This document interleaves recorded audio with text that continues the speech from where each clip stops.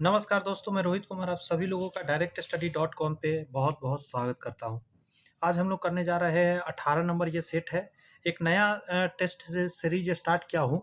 Already मैं ये सारे टेस्ट करा रखा हूँ, ऐसा नहीं है कि मैं पहली बार करा रहा हूँ, लेकिन मैं दोबारा फिर से एक बार करा रहा हूँ 18 नंबर सेट से। ये है 6 to 8 के लिए, आप देख सकते हैं। मैथ्स और साइंस वालों के लिए ये सेट है। ऑलरेडी ये एग्जाम आया हुआ है 15/3/2024 को, उसको मैं पूरा कंप्लीट कराऊंगा। और इस बुक में टोटल है 18 सेट, मैं 18 का 18 कंप्लीट कराऊंगा। किताब देख सकते हैं, इसके जितने भी सेट है मैं ऑलरेडी करा रखा हूँ यूट्यूब पर, आप प्लेलिस्ट में जाकर देख सकते हैं। लेकिन ये दोबारा मैं स्टार्ट किया हूँ, थोड़ा अलग अंदाज में इस बार कराने वाला हूँ आप लोग के लिए। तो देखिए, यही है वो सेट बुक, जिस बुक को मैं पूरा कंप्लीट कराने वाला हूँ। आप लोग का डिमांड है कि इसको सर करा दीजिए, तो बस वॉल्यूम 2 को मैं कंप्लीट कराने वाला हूँ। आपसे बस रिक्वेस्ट है, चैनल सब्सक्राइब करके बेल आइकन प्रेस कर सकते हैं, ताकि वीडियो जब भी अपलोड हो तो आपको मिल जाए। इसके लिए मैंने नया प्लेलिस्ट बना दिया है, बट ये किताब मैं पीछे से शुरू करूँगा। कल जो आपको मिलेगा वो 17 नंबर सेट मिलेगा, आज 18 नंबर सेट है, मतलब पीछे की तरफ चलेगा, उल्टा सेट। चलिए शुरुआत करते हैं आज की सेट का। ये बुक अगर मंगाना चाहते हैं, डिस्क्रिप्शन में लिंक दे दिया गया है, वहाँ से ये बुक मंगा सकते हैं। और इसका पीडीएफ चाहते हैं तो मैं पीडीएफ भी हर एक सेट का प्रोवाइड करता हूँ। वो पीडीएफ के लिए आपको टेलीग्राम ज्वाइन करना होगा, डिस्क्रिप्शन में लिंक है, आप वहाँ से ज्वाइन कर सकते हैं। पूरा 150 नंबर कराएंगे, यानी कि इसमें टोटल का टोटल क्वेश्चन कराएंगे, चाहे वो सब्जेक्ट कौन सा भी, हिंदी होगा, इंग्लिश होगा इसमें, उसके अलावा जीएस का पेपर होगा 40 नंबर का, उसके बाद होगा मैथ्स, फिर साइंस होगा, ऐसे करके टोटल लेकिन कराएंगे। देखिए कितना देर लगता है, आपके बीच में हूँ, कोशिश करूँगा सारी बात अच्छे से रखूँ। चलिए शुरू करते हैं पहला क्वेश्चन से। लिखा गया है, which of the flowing sentences contain a gerund. इस शब्द पे फोकस करिएगा, जेरंड क्या होता है। तो आप याद रखिएगा, वर्ब को जब आप सब्जेक्ट के रूप में, सॉरी, नाउन के जैसा प्रयोग करते हैं, नाउन या प्रोनाउन के जैसा, उसे जेरंड बोलते हैं। Walking is a good exercise. जब आप पहला को देखेंगे तो वॉकिंग यहाँ पे क्या है, ये सब्जेक्ट का काम कर रहा है, यानी कि नाउन का काम कर रहा है, तो ये क्या हो गया, जेरंड हो गया। He is walking, he enjoys walking. यहाँ पे मेन वर्ब ये है, ये नाउन का काम कर रहा है, यानी इसका आंसर ए भी हो जाएगा और ए भी हो जाएगा। इसीलिए इसको आंसर एग्जाम में आपको डी दिया गया था कि डी आंसर होगा, एक से ज़्यादा आंसर होगा। क्लियर हुई बातें। आगे यहाँ पे कि choose the sentences with the correct use of parallel structure. Parallel structure की बात कर रहा है, समझना होगा। They like riding, walking and playing tennis. जब आप इसको देखेंगे तो इसमें आई एन जी सभी सेम कंडीशन में है, बट यहाँ देखिए राइड है, वॉक है, और यहाँ आई एन जी लग गया, यहाँ आई एन जी लगा, यहाँ आई एन जी लगा, इसमें नहीं लगा, यानी आंसर इसका ए नंबर हो जाएगा। समझ में आया।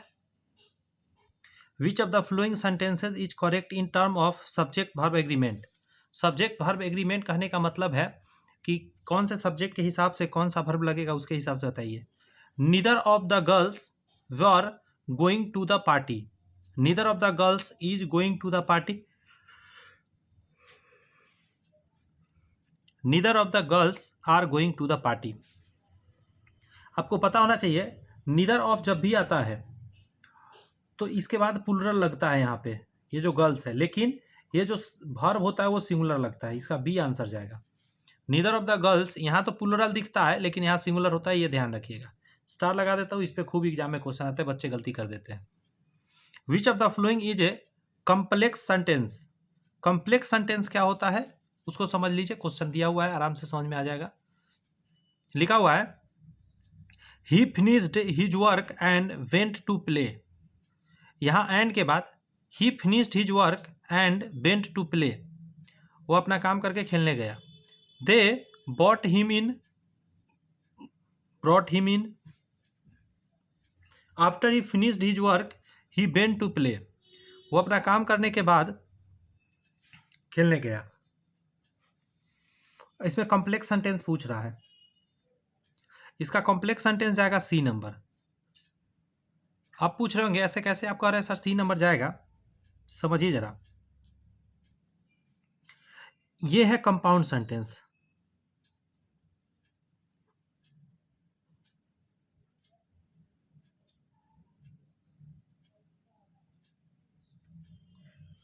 ये आपका कॉम्प्लेक्स सेंटेंस है। और वो सिंपल सेंटेंस है।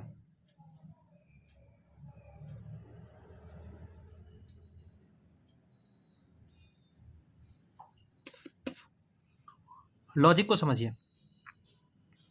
आप इसमें देखेंगे यहाँ से और यहाँ तक ये दोनों दो बातें हैं। जब दो बातें किसी कंजक्शन से जुड़ा हुआ होता है उस समय कंपाउंड सेंटेंस कहलाता है। सिंपल होता है वो तो सिंपल जानते ही हैं। After he finished his work he went to play. इसमें कंडीशन लग गया कि पहले उसको काम ख़त्म करना होगा तब ये खेलने जाना होगा। इसमें उसने काम ख़त्म किया उसके बाद खेलने गया। इसमें कंडीशन है ये होगा तब ये होगा। जब ऐसा मिक्सअप हो जाए मतलब फंसा हो, एक जो हो दूसरे पर फंसा हो, इसके बिना वो नहीं हो सकता। उस समय क्या हो जाता है कि उसको कॉम्प्लेक्स कहा जाता है। मुझे लगता है कि अच्छे से समझा पाया मैं आपको। ये आराम से चलूंगा, सारी बात समझ में आनी चाहिए, क्योंकि 10 सेट करने से अच्छा एक सेट करें, लेकिन समझ में हर एक बात आनी चाहिए। Choose the sentence with the correct use of superlative degree. Superlative degree क्या होता है? Good, better, best. बेस्ट क्या है? सुपरलेटिव डिग्री में है। गुड जो है पॉजिटिव डिग्री है, कंपैरेटिव डिग्री है, फिर सुपरलेटिव डिग्री। तो he is the more intelligent, तो ये तो कंपैरेटिव हो गया। The Sahara desert is the hottest place in the on the earth. Hottest ये है आथी, superlative degree. This is the most tallest building in the city. B answer हो जाएगा। ये जो है ना इज द ज़्यादातर केस में लेगा। जब भी आप सुपरलेटिव डिग्री की बात करें तो उससे पहले द लेगा। टॉल, टॉलर, टॉलेस्ट होता है, लेकिन ये गड़बड़ मोस्ट लगा दिया है। This is the tallest building in the city, most लगा दिया इसमें। आ गया ये। Choose the sentence that correctly changes the direct speech to indirect. मतलब नरेशन है, डायरेक्ट से इनडायरेक्ट स्पीच बनाया गया है।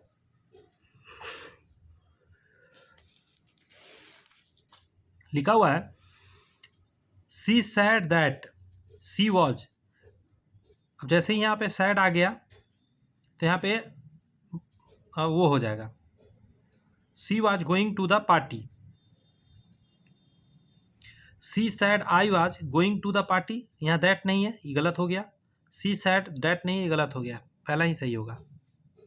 Which of the following is a coordinating conjunction. Coordinating conjunction क्या होता है?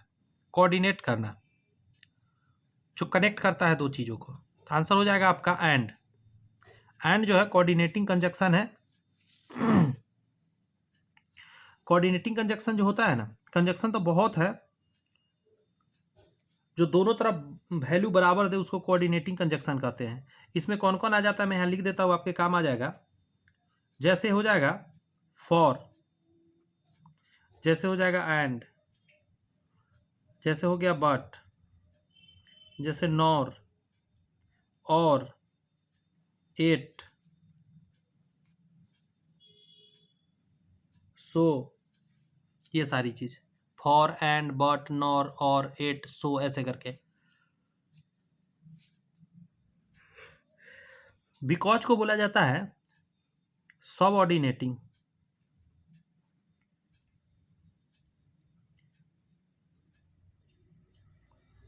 और हाउ इवर जो है ना, ये है कंजुगेटिव एडवर्ब कह सकते हैं, ये एडवर्ब है।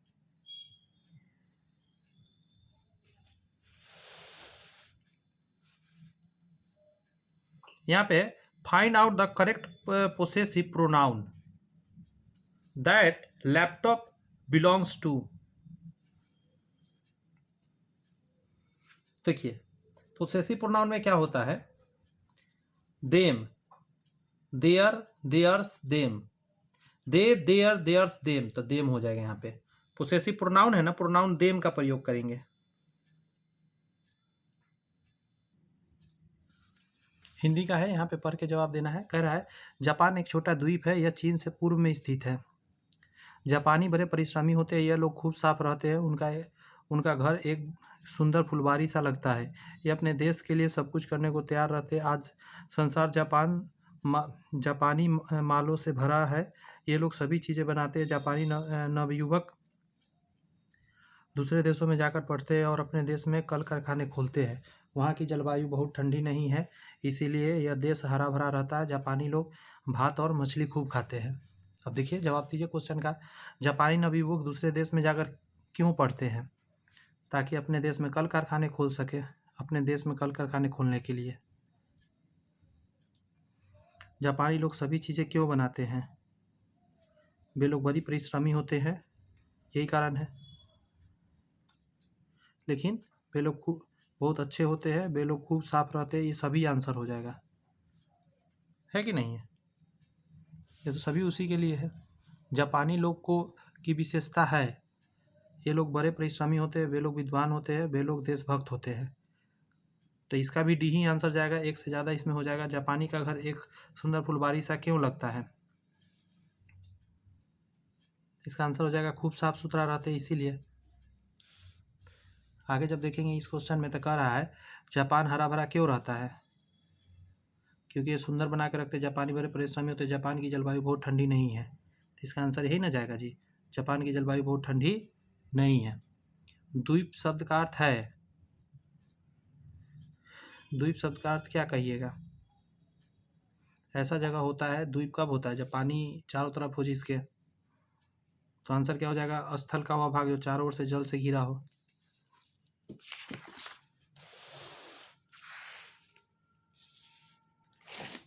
एक सेकेंड रुकिएगा जरा, आप लोग के लिए लुसेंट का रिवीजन क्लास लेकर आने वाले हैं बहुत जल्द।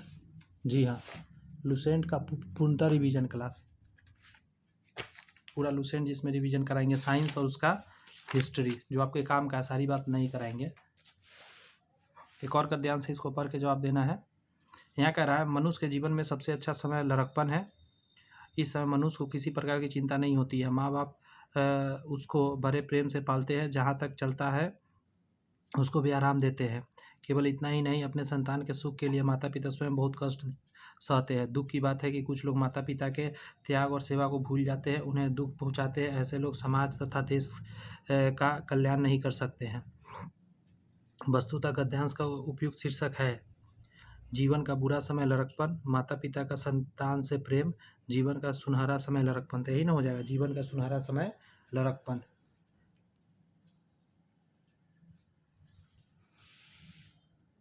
आगे कह रहा है कि गद्यांश में काले शब्द ऐसे लोग का क्या अर्थ है? जो अपने माता पिता के त्याग और सेवा को भूलकर उन्हें दुख पहुंचाते हैं, यही ऐसे लोग जो दुख पहुंचाने वाले होते हैं।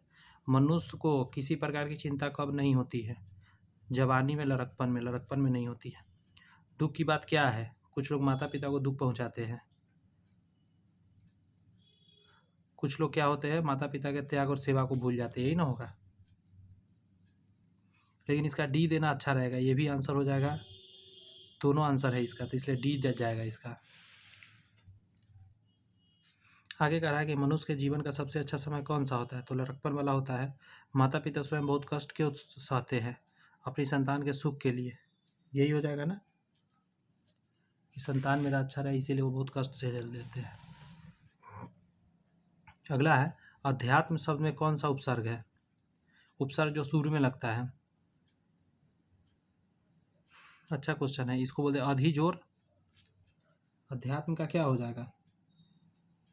अधिजोर आत्म होता है, इसको अगर तोड़ेंगे क्या हो जाएगा? अधिजोर आत्म, अध्यात्म हो जाएगा। अकर्मक क्रिया क्या है? एक होता है सकर्मक क्रिया का कर्मक क्रिया। तो सकर्मक जिसके साथ ऑब्जेक्ट आता है, और जिसके साथ ऑब्जेक्ट नहीं आता अकर्मक क्रिया। तो इसमें बात करा जाए कहावत है जिस क्रिया का फल कर्ता पर पड़े उसे अकर्मक क्रिया कहते हैं। पीटना हो गया और सोना हो गया।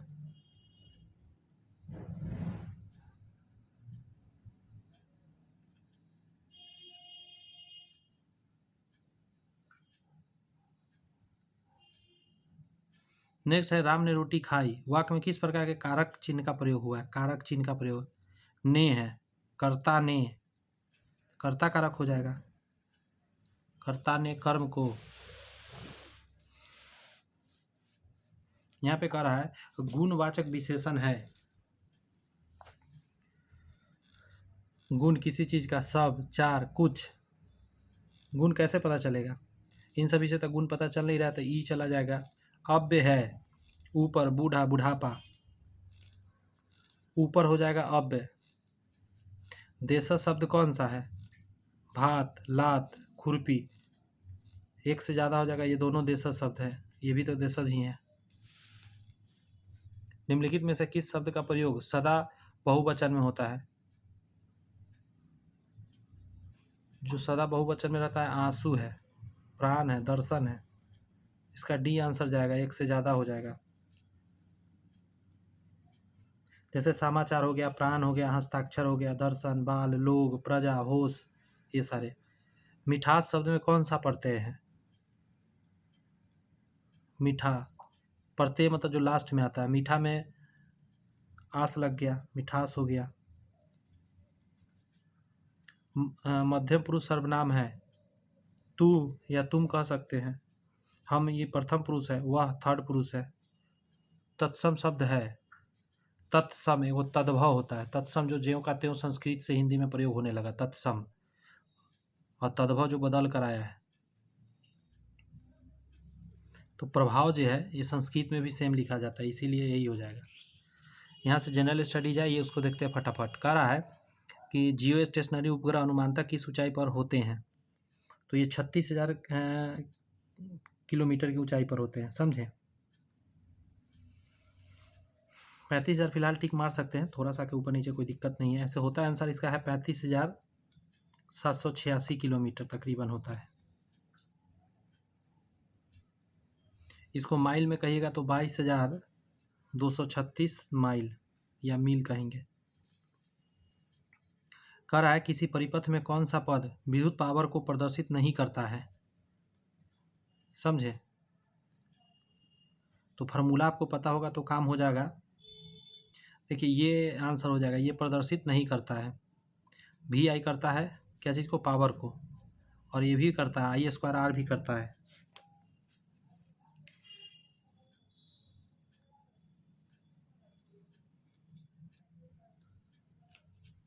आगे बढ़े। आगे है कि साबुन उद्योग का उपजात क्या है? तो ग्लिसरॉल होता है। साबुन उद्योग का उपजात अगर पूछा जाए जब भी, ग्लिसरॉल होता है।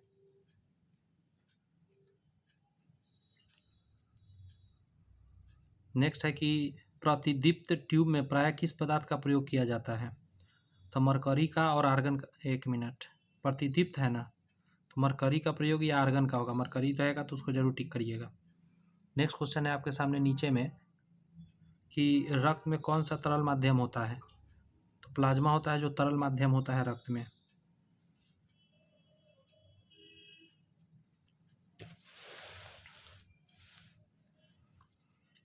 पाचन के बाद प्रोटीन किस में परिवर्तित होते हैं?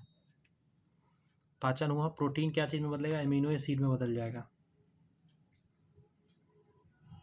आगे है कि क्लोरीन की रासायनिक अभिक्रिया के कारण जब वातावरण में क्लोरोफ्लोरोकार्बन CF नियुक्त होता है तो निम्नलिखित में से क्या विनष्ट होता है? तो ओजोन मोलिब्डेनम करता है, ओजोन को प्रभावित करता है। इकोसिस्टम में बैक्टीरिया किस रूप में क्रियाशील होते हैं? इकोसिस्टम में क्रियाशील होते हैं अपघटक के रूप में। बैक्टीरिया हो गया, फंगस हो गया, या प्रोटोजोआ भी कुछ हद तक हो गया। हाल ही में ताइवान, अब देखिए करेंट अफेयर्स उस समय का था, ठीक है। हाल ही में ताइवान में निर्वाचित राष्ट्रपति लाई तिंग-ते को उनकी चुनावी जीत पर बधाई देने के बाद किस देश की सरकार ने फिलीपींस के राष्ट्रपति फर्डिनांड मार्कोस जूनियर को आग से न खेलने की चेतावनी दे दी है? तो ये हो जाएगा आपका चीन। ये उस समय का करेंट अफेयर्स था। विश्व आर्थिक मंच के संस्थापक कौन थे जिनकी 54वीं वार्षिक बैठक जनवरी 2024 में दावोस स्विट्जरलैंड में हुई है? समझे। तो ये हो जाएगा आपका क्या? क्लॉस स्वाब। ये भी करेंट अफेयर्स है। भारत ने निम्नलिखित में से किस देश में फरवरी 2024 के दूसरे सप्ताह में अपना एकीकृत भुगतान इंटरफेस UPI सिस्टम लॉन्च किया?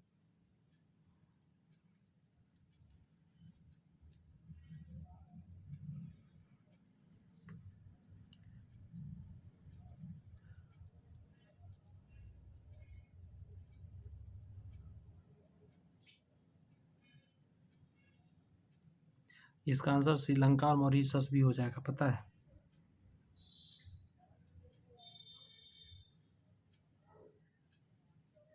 नेक्स्ट है, इसका आंसर डी जाएगा। भारत के निम्नलिखित में से किस राज्य ने 6 फरवरी 2024 को राज्य विधानसभा में समान नागरिक संहिता यूसीसी 2024 विधेयक पेश किया और ऐसा करने वाला पहला राज्य बन गया? ये तो अभी भी पूछ सकता है, इसका आंसर ई हो जाएगा। इसका आंसर हो जाएगा आपका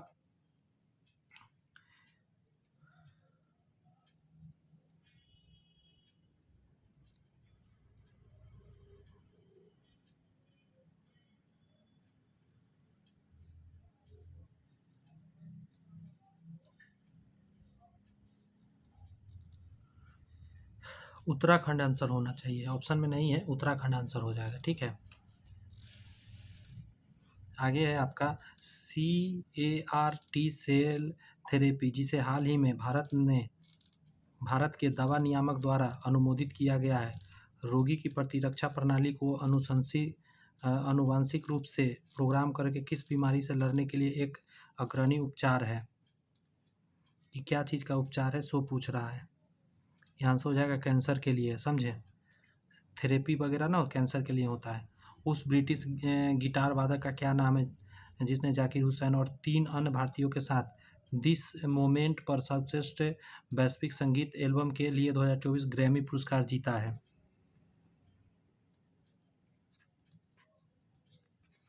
ये 44 क्वेश्चन होना चाहिए, गलत प्रिंट हो गया। इसका आंसर हो जाएगा जॉन मैकलांघनी, ठीक है, मैकलांघनील। इस क्वेश्चन को जब देखेंगे आप तो कह रहा है, एक सेकंड रुकिएगा, जब 4 में से कैमरा को निकाल रहा हूँ, हिल रहा है कैमरा इसीलिए। यहाँ देखिए, कह रहा है बिहार सरकार द्वारा निम्नलिखित में से किसके लाभ के लिए मिशन दक्ष शुरू किया गया? देखिए मिशन दक्ष जो है ना, तो शैक्षणिक रूप से कमज़ोर बच्चों के लिए मिशन दक्ष शुरू किया, जिसमें कुछ बच्चों को क्या करेगा, टीचर लोग स्पेशली क्लास लेगा स्कूल में छुट्टी के बाद। यहाँ कह रहा है कि उड़ीसा में गुप्तेश्वर शिव मंदिर से सटा प्रसिद्ध गुप्तेश्वर वन, जिसे हाल ही में चौथा जैव विविधता विरासत स्थल BHS घोषित किया गया है, किस जिले में स्थित है? जो गुप्तेश्वर मंदिर के बात कर रहा है, सुंदरगढ़, कोरापुट, बारीपदा। कोरापुट आंसर हो जाएगा।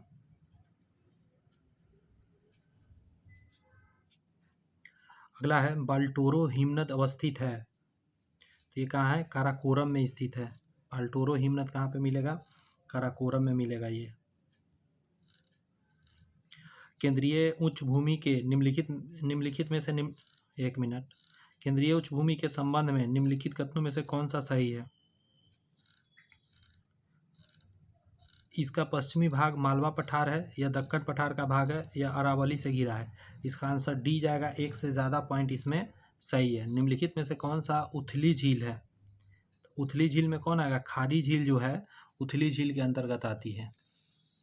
अब दिखेगा आपको, थोड़ा सा नीचे था, समझे। जो खारी झील है ये उथली झील में आता है। निम्नलिखित में से कौन सा जीवोम या बायोम चैपेरेल के रूप में जाना जाता है? तो भूमध्य सागरीय झाड़ी वन को बोलते हैं चैपेरेल।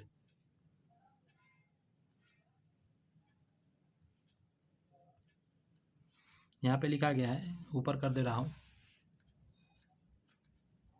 सूची 1 को सूची 2 से मिलाइए। फौन है, चिनूक है, मिस्ट्रल है, घाटी हवा है।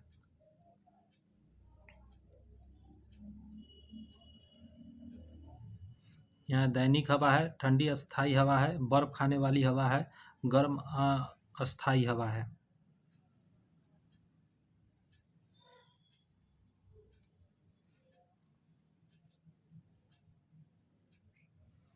फौन जो है ना, बहुत इसको गर्म में मारिएगा, गर्म अस्थाई हवा, समझे। तो ये 4 नंबर में जाएगा। सांप का फन गर्म रहता है, ऐसा याद रखिए, गर्म अस्थाई हवा। चिनूक के बारे में कहा जाता है बर्फ खाने वाली हवा, ये 3 नंबर हो जाएगा। मिस्ट्रिल की बात करिएगा तो ठंडी अस्थाई हवा है मिस्ट्रिल, और घाटी हवा जो है दैनिक हवा है। 4 3 2 1 ऑप्शन नंबर ए आंसर हो जाएगा। यहाँ पे टफ किससे संबंधित है? आंसर क्या हो जाए? ज्वालामुखी राख से।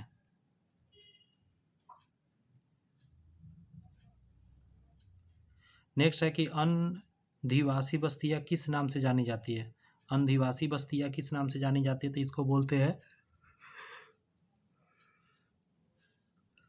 अनौपचारिक बस्तियां।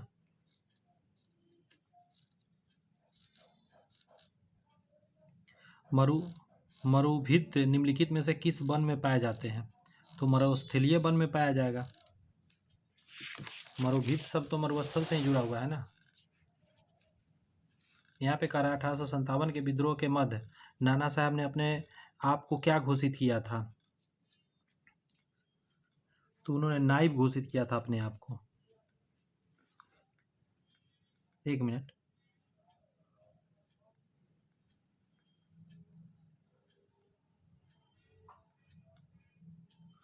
नाइब नहीं,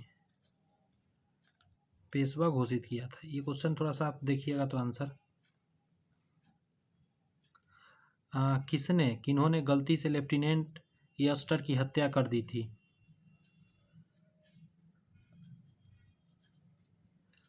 दामोदर एवं बालकृष्ण ने करा था।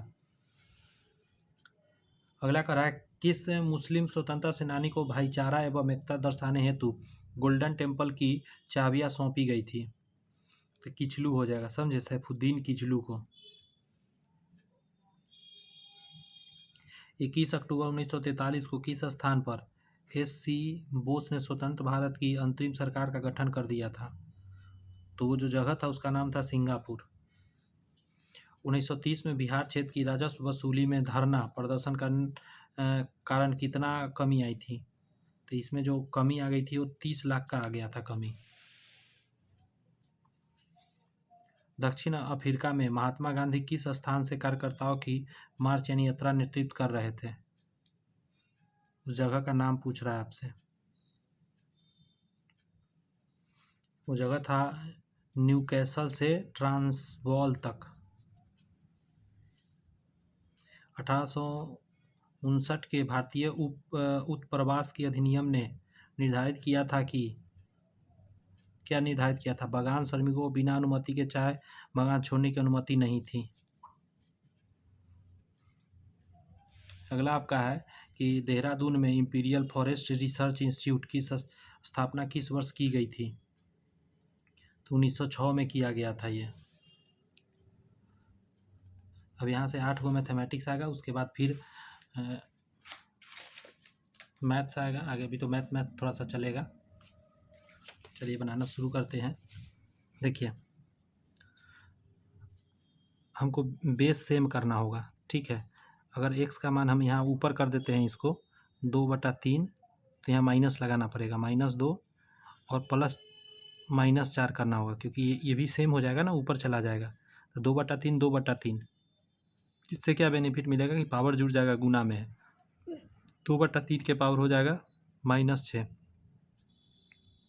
तो ऐसा तो कहीं नहीं दिख रहा है, तो आप क्या कर सकते हैं कि पलट सकते हैं इसको, 3/2 के power 6। Option number A answer हो जाएगा 63 का। लेकिन थोड़ा सा संभले रहिएगा।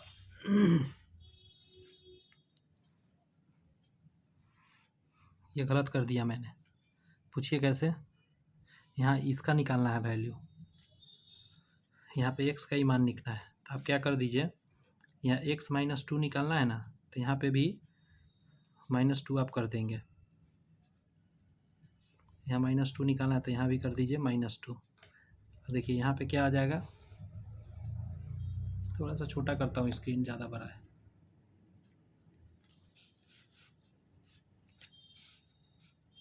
ठीक है। तो यहाँ 6 दूनी 12 आ जाएगा, माइनस प्लस हो जाएगा, तो 2/3 के पावर 12। यहाँ पर हो जाएगा 3/2 के पावर 6 दूनी 12, लेकिन -12। तो देखिए 3/2 के पावर 3/2 के पावर -12, 2/3 के पावर 12, दोनों आ गया ना। ये भी आंसर हो जाएगा, इसलिए डी आंसर देना पड़ेगा।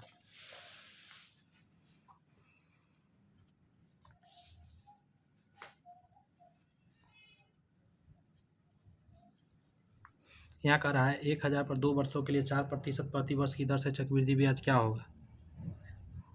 तो आप डायरेक्ट ब्याज निकाल सकते हैं। CI बराबर आप करना पड़ेगा आपको P into 1 plus r/100 power में t और -1, ऐसे करना होगा। p का मान 1000 है तो 1000 लिखिए ब्रैकेट के अंदर 1 प्लस 4/100 पावर में 2 वर्ष के लिए 2 -1, 25 बार में कटेगा 25, तो यानी 26/25। यहाँ भी स्क्वायर, यहाँ स्क्वायर, 1/1 आप लिख सकते हैं। यहाँ देखिए 25 का स्क्वायर 625 आएगा, तो यहाँ तो 625 हो जाएगा। यहाँ पे क्या हो जाएगा 26 का स्क्वायर 676, 25 से कटेगा 25 चौका 100, 25 से 25 बार में 5 से 50 25, 5 × 8 = 40, 8/5 गुना, इसको घटा लेते हैं, 1 आ जाएगा, 5 आ जाएगा, 51 आ गया। ये क्या हो रहा है?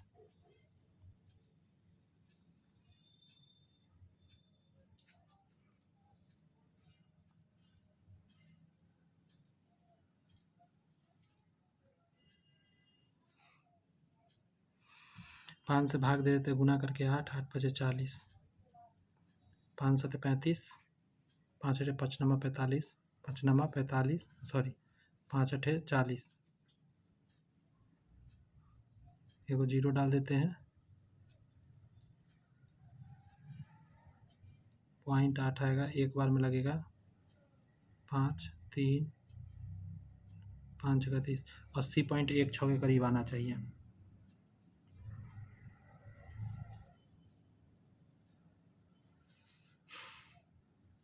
समझ में आया बात? इसका 80 पॉइंट समथिंग जाएगा, इसका आंसर ई जाएगा। एक नियमित बहुभुज जिसके प्रत्येक बाह्य कोण की माप 45 हो कि बहुभुज की संख्या क्या है? देखिए बाह्य कोण आपको 45 दे दिया है और टोटल बाह्य कोण का जोड़ 360 होता था। 360 में 45 से भाग दे दीजिए, 8 बार में लगेगा, 8 आंसर हो जाएगा।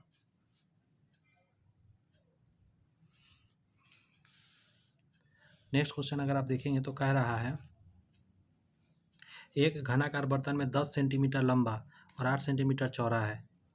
ओके, इतना घन सेंटीमीटर तरल पदार्थ को रखने के लिए इसे कितना ऊंचा होना होगा? कुछ नहीं करना है, 10 × 8 × h बराबर 448, 0 से 0, 8 × 6 = 48, इसको 6 सेंटीमीटर ऊंचा होना होगा। किसी संख्या का 4 गुना 60 से उतना ही कम है। कोई संख्या x है, तो किसी संख्या का 4 गुना 60 से उतना ही कम है, ये 60 से कम है, 60 में से घटा दीजिए, जितना कि उसका 7 गुना 61 से अधिक है।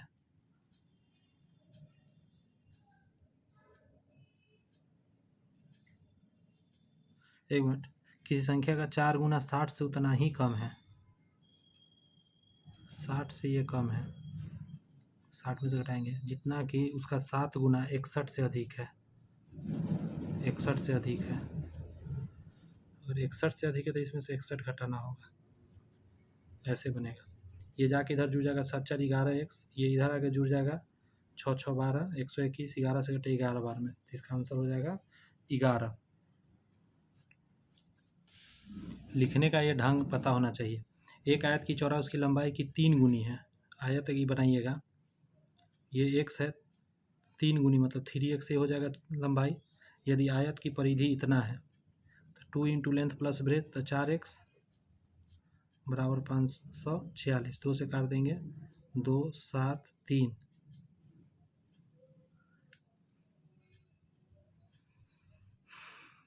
अच्छा एक मिनट, एक आयत की चौड़ाई उसकी लंबाई की 3/4 है, गड़बड़ हो गया। लंबाई को x मानना होगा, इसको 3/4 मानना होगा, ये होगा 2 × लेंथ प्लस ब्रेथ होता है, इसके बराबर में डालना होगा 546, और इसमें डालना होगा 2 × लेंथ के जगह पर x, ब्रेथ के जगह पर 3x/4 बराबर 546, बटा में 1 मान लेते हैं, 2 से पहले काट देते हैं, 273 बार में कटेगा, यहाँ 4 आ जाएगा, 4 × 3 = 7x बराबर 273, 7 से कटेगा 7 × 21, 7 × 21, 7 × 9 = 63, x बराबर 9 × 36, 4 × 3 = 12, 3 = 15, 156 आ जाएगा। यहाँ पे 156 और 10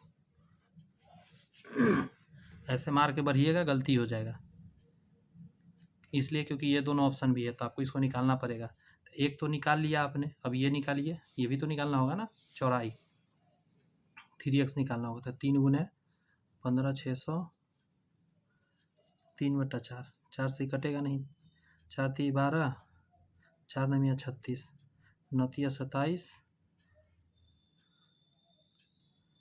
3 × 9 10 11 117 है, यहाँ 117 नहीं है ना, तो इसका आंसर ये नहीं होगा, इसका ई आंसर देना होगा। इसका आएगा 156 और 117। ऐसे ही फंसाएगा एग्जाम में, हड़बड़ में बच्चा मार के निकलेगा तो हो जाएगा गड़बड़।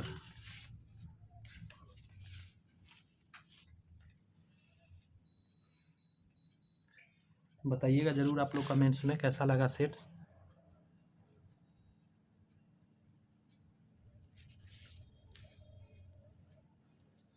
सिक्सटी 69 का यहाँ करा है, एक बैग में इतना 1 रुपये 50 पैसे और 10 पैसे के सिक्कों के रूप में, यहाँ पे देखिएगा लिखा गया है इतना 1 रुपये, यहाँ पे समझना होगा एक बैग में इतना 1 रुपये 50 पैसे 10 पैसे के सिक्कों के रूप में इतना के अनुपात में रखा है। तो ये तो संख्या हो गया 3 4 और 5। यहाँ पे एक चीज़ समझना पड़ेगा, एक सब में लगा सकते हैं। अगर सपोज कीजिए x लगा दिए आप, तो देखिए कितना ईजी हो जाएगा, एकदम बच्चा वाला हो जाएगा। 1 रुपया वाला में कुछ मत कीजिए, ये 50 पैसा वाला में है ना, तो इसको 50 और बटा 100 से गुना कर दीजिए, रुपया में बदल गया। ये 10 पैसा वाला है तो इसमें 10 बटा 100 से गुना कर दीजिए, सारा रुपया में आ गया, और रुपया में 187 है तो बराबर में लिख दीजिए 187। अब देखिए 2 बार में कटेगा, 2 से ये 2 बार में कटेगा, 0 से 0 गया, ये 2 बार में कटेगा। यहाँ पे क्या आया 3x, यहाँ क्या आया 2x, और यहाँ क्या आया x/2 बराबर में 187। अब इसको एलसीएम ले लीजिए, नीचे 2 आ जाएगा, 3 दूनी 6, 2 3 4 6 4 10 और 1 11x 187। 11 से काट दीजिए, 11 बन जाएगा 11, 11 7 77, x बराबर 7 दूनी 34, यानी कि पहला 34 है। अब देखिए तो 34 पहला क्या था 3x था ना, तो 34 दिया, यहाँ 3 से गुना होगा, सभी में 34 से गुना होगा। देखिए तो 4 × 12 के 2 हासिल 1, 3 × 9 1 10 102, सी नंबर आंसर हो जाएगा। समझो, उसी तरह सब गुना करके निकालिएगा, निकल जाएगा आपका। आगे है कि यदि वृत्त की त्रिज्या 40% बढ़ा दी जाए तो उसका क्षेत्रफल कितना बढ़ जाएगा, तो इसको 2 बार करना होगा, 40 + 40 और प्लस 40 × 40 बटा 100। ये क्या किया मैंने, x + y प्लस xy/ 100 लगा दिया, 1 0 1 0 कट गया, यहाँ 4 चौक 16 आ जाएगा, यहाँ 90 आ जाएगा, 90 और 16 सॉरी 80 और 16 96 आ जाएगा, सी आंसर हो जाएगा। यहाँ से अब जो क्वेश्चन यहाँ नीचे दिया गया है, ये क्वेश्चन आपका अब आ गया सेट का, ये 40 क्वेश्चन यहाँ से रहेगा। मोहन 20 रुपये मूल्य का शेयर 9% लाभांश का भुगतान करके खरीदता है, वो अपने धन पर 12% ब्याज चाहता है, प्रति शेयर का बाजार भाव क्या होगा सो पूछ रहा है। अच्छे से समझ के बनाना होगा शेयर वाला। देखिए मोहन 20 रुपये मूल्य का शेयर 9% लाभांश का भुगतान करके खरीदता है, यानी 20 रुपये मूल्य का शेयर था जो 9% लाभांश भुगतान करके खरीदा है, वो अपना धन पे 12% ब्याज चाहता है, तो कितना में बेचेगा। तो एक चीज़ बताइएगा, 20 का यदि हम 9% निकालेंगे, 5 × 5 8 × 5 40, इतना रुपया आ जाएगा। बात समझ में आया, समझिएगा यहाँ लॉजिक यह बात है, इसको 12% चाहिए, 1 पॉइंट इतना के लाभ 12% चाहिए, प्रत्येक शेयर का निकालना है, तो 1.8 बटा में आ जाएगा 12 गुने 100% निकाल दीजिए, 12% पर इतना, तो 100% का निकालना, परसेंट से परसेंट गया, पॉइंट हटेगा, 1 0 आएगा, 1 0 से 1 0 गया, यहाँ 5 यहाँ 6 36 18 5 3 15 रुपये उसको शेयर बेचना पड़ेगा। प्रत्येक शेयर उसको 15 रुपये बेचना पड़ेगा।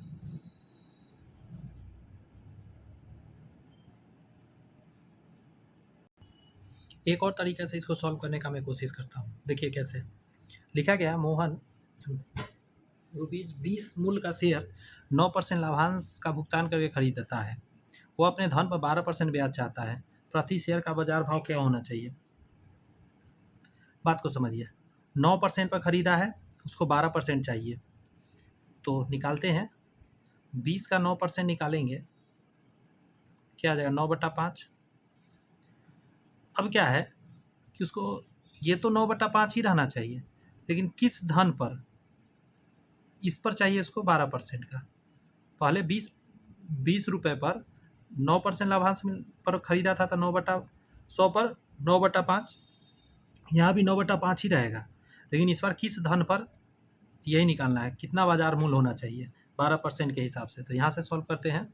इससे घटे 20 बचे 100, यहाँ से घटेगा 10, यहाँ से घटेगा 6, यहाँ से 3, यहाँ से 5, यहाँ 3 से घटेगा 3 बार में, 5 उधर जाएगा, 15 आ जाएगा। तो इस बार बाजार मूल्य कितना होना चाहिए? 15। यही है तरीका निकालने का। ये तरीका भी आसान है, आप इससे भी याद करके रख सकते हैं। एक संख्या को इतना से भाग करने पर 47 शेषफल बचता है। यदि दूसरी संख्या को 19 से भाग दिया जाए, शेषफल क्या आएगा? तो ये जो शेष है ना, इसी में भाग दे दीजिए, आंसर आ जाएगा 19 दूनी 38। 19 दूनी 38, 2 इधर 7 आ, तो 9 आंसर हो जाएगा इसका।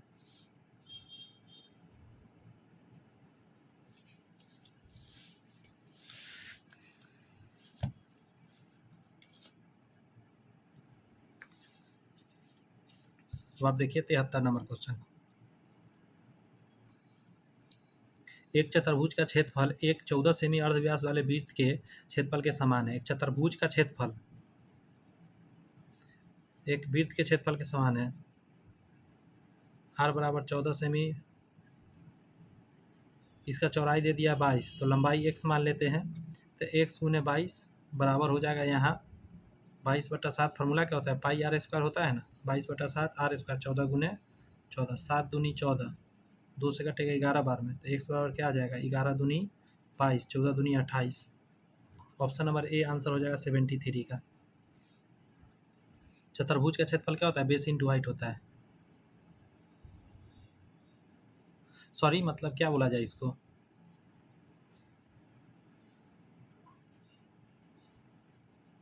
लंबाई गुने चौड़ाई कहने का मतलब हो जाएगा।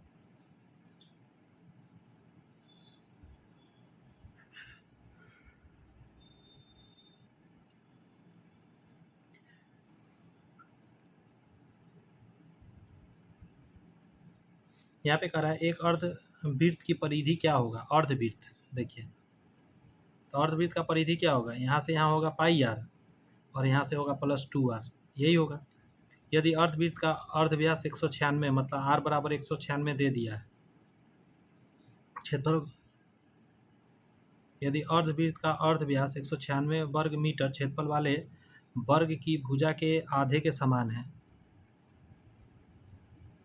अच्छा, ये नहीं है, एक वर्ग है, इसका क्षेत्रफल 196 है, भुजा के आधे के समान है, तो इसका भुजा निकालिए। ये कितना का है? तो 14 का आएगा, यानी 7। यहाँ r बराबर 7 है से कह रहा है। क्या आ जाएगा? 22/7 गुने 7 और प्लस 2 गुने 7, 7 कट गया 22 और प्लस 7 दूनी 14, 6 36 आ जाएगा। 74 का आंसर ई हो जाएगा आपका, इसका 36 आना चाहिए था। नेक्स्ट बनाइए, आपको दिख रहा है स्क्रीन पर क्वेश्चन।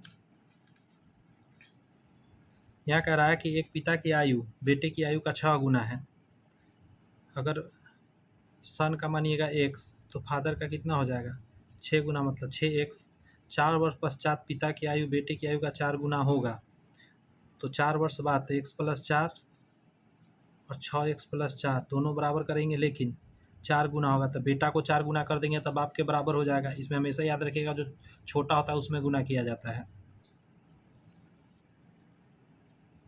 4x + 4 × 16 बराबर 6x + 4, ये आके घट जाएगा 2x, ये आके घट जाएगा 12, 2 से घटेगा 6 बार में, तो एक हो गया 6 साल का, एक हो जाएगा 36 साल का, 6 और 36 ये आंसर हो जाएगा।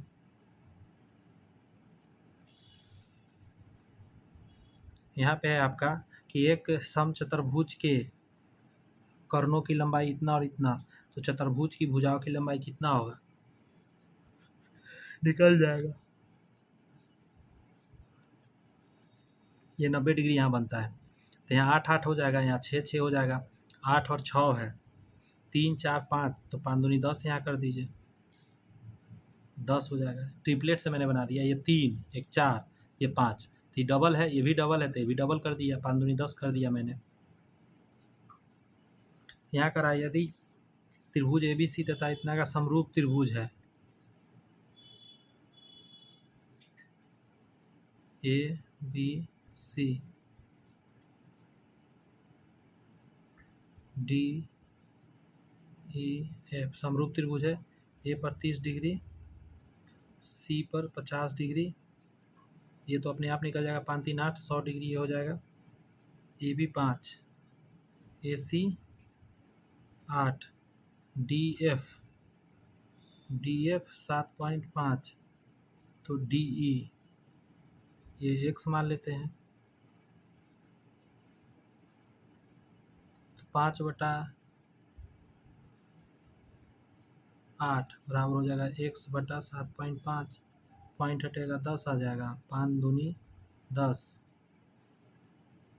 एक मिनट रुक जाइए,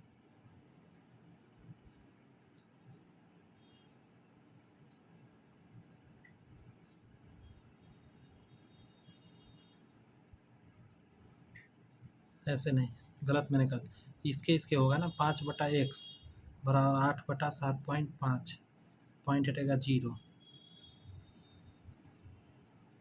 15 × 5 = 75, 16 × 5 = 80, उतना ही तो आ गया फिर से।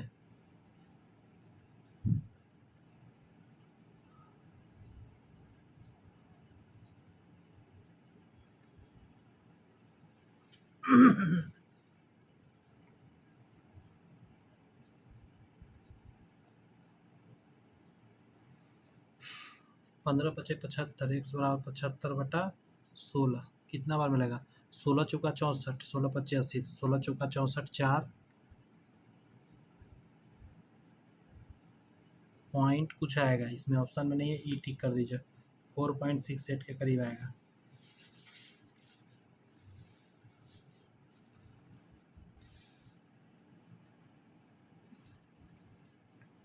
पाँच सेमी अर्ध व्यास की एक वृत्त की 5 सेमी अर्ध व्यास के एक वृत्त की उसके बिंदु P पर एक स्पर्श रेखा PQ वृत्त के केंद्र O से निकलने वाली एक रेखा को Q पर मिलती है, जहां OQ 12 सेमी तथा PQ की लंबाई, ये हो जाएगा, ये 90 डिग्री बनता है। 5 सेमी अर्ध व्यास का मतलब ये त्रिज्या 5 सेमी, बिंदु P पर स्पर्श, ये P पर स्पर्श कर रहा है, रेखा PO केंद्र O चलने वाली एक रेखा को Q पर, तो जहाँ OQ 12, देखिए ये 5 ये 12 तो 13 अपने आप हो गया, नहीं हो पाएगा, क्योंकि 90 डिग्री है, तो यहाँ 13 होता तब यहाँ 12 हो पाता। तो अभी निकालने के लिए 12 का स्क्वायर प्लस 5 का स्क्वायर करना होगा, 12 का स्क्वायर 144, सॉरी माइनस करना होगा, -25, कितना आ जाएगा, 14, 9 5 14, 13 में से 2 गया 11, 119 आ जाएगा, ऑप्शन नंबर ए आंसर हो जाएगा। आगे आपका कि दो घन जिसमें प्रत्येक का आयतन 64 घन सेंटीमीटर है के संलग्न फलकों को मिलाकर एक घनाभ बनाया जाता है, तो उसके प्राप्त घनाभ का पृष्ठीय क्षेत्रफल, तो हो गया, जब दो घन मिलेगा तो कुछ नहीं होगा, ब्रेथ, पहले इसका निकाल लीजिए साइड, तो साइड कितना आ जाएगा, LQ बराबर 64, तो L बराबर क्या आ जाएगा 4, तो देखिए सिर्फ लेंथ बढ़ेगा, ब्रेथ 4 रहेगा, हाइट 4 रहेगा और लेंथ हो जाएगा 4 4 8, अब निकाल दीजिए, 2 × LB BH और HL, यही फार्मूला होता है ना, 2 × 8 चौक 32, 4 चौक 16, फिर से 8 चौक 32, 8 चौक 32, 8 चौक 32, 4 चौक 16, तो 32 दूनी 64, 64 और 76 10 80, तो 80 दूनी 160। इसका ऑप्शन नंबर सी हो जाएगा 79 का।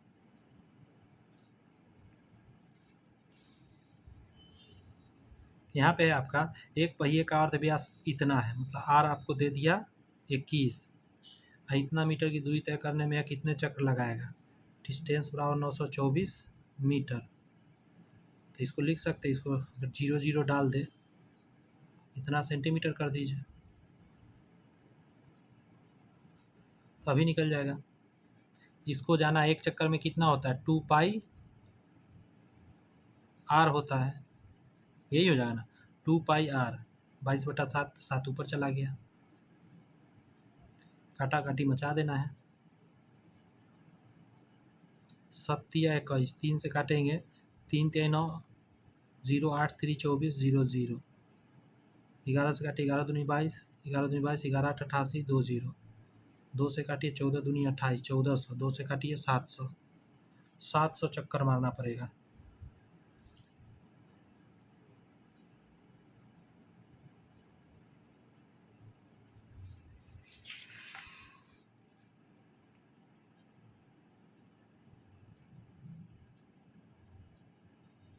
आगे आपका क्रमशः 6 सेमी, 8 सेमी और 10 सेमी अर्धव्यास के धातु के 3 गोले को पिघलाकर एक ठोस गोला बनाया जाता है। इस ठोस गोले का अर्धव्यास है।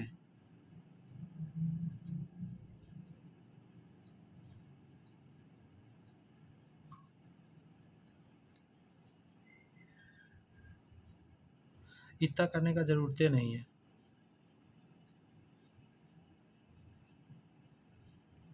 इतना, इतना और इतना अर्धव्यास के धातु के 3 गोले को पिघलाकर एक ठोस गोला बनाया जाता है। तो इस ठोस गोले का अर्धव्यास क्या होगा?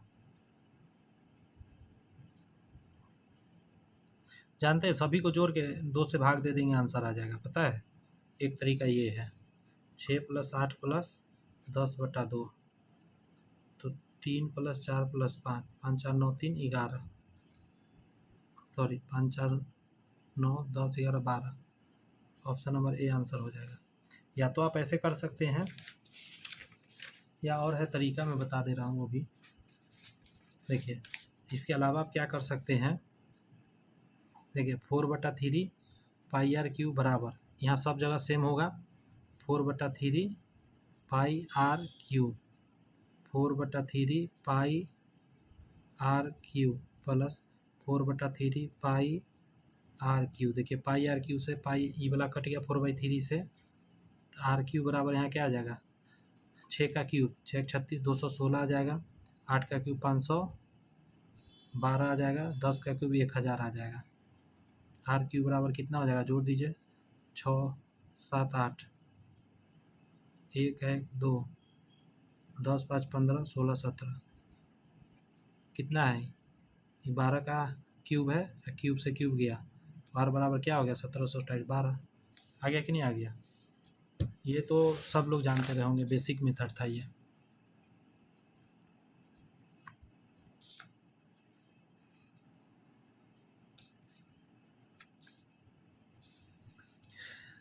यहाँ करा है, यदि थीटा एक न्यून कोण है तो कॉस थीटा का मान दिया है, इतना का मान पूछ रहा है आपसे, तो क्या कर सकते हैं, बड़ा आसान है, एक ऐसे पिक्चर बना लीजिए, यहाँ थीटा कर दीजिए, इस और ये क्या होता है, कॉस का b/h, तो 3 यहाँ डाल दीजिए, 5 यहाँ डाल दीजिए, तो यहाँ 4 हो जाएगा। आपस फटाफट कर लीजिए, ट्रिपलेट से मैंने 4 लिख दिया। और देखिए साइन p/h होता है, तो p/h मतलब 4/5, p/b मतलब 4/3, -1/1 बटा के नीचे 2 गुने tan स्क्वायर, tan का p/b 4/3 का होल स्क्वायर। इसी को सॉल्व करना है।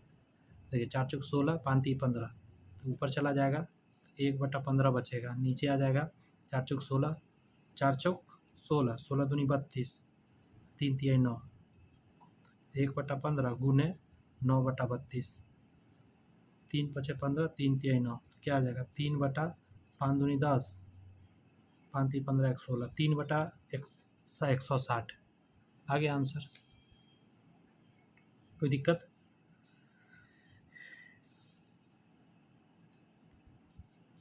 ये क्वेश्चन का के किस मान के लिए समीकरण इतना के वास्तविक और समान मूल होंगे। तो पहले एक तरफ लाइए सारी बातों को।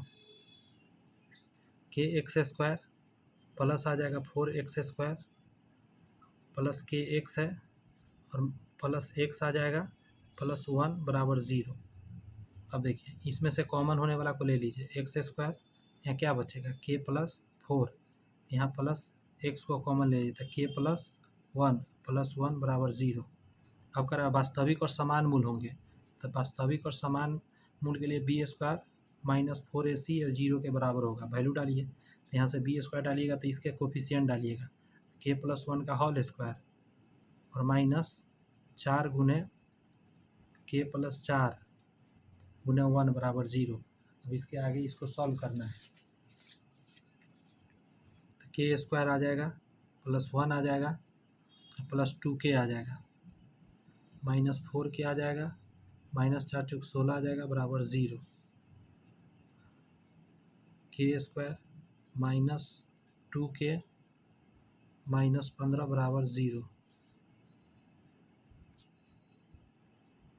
इसको तोड़ेंगे तो क्या आ जाएगा, 5 तिहाई 15 आ जाएगा, 5 में से 3 जाएगा 2 आ जाएगा, तो ये माइनस ये प्लस लिखना होगा। लेकिन जब के का मान लिखिएगा तो आंसर पलट के दिया जाता है, यानी 5 और माइनस 3 आ जाएगा।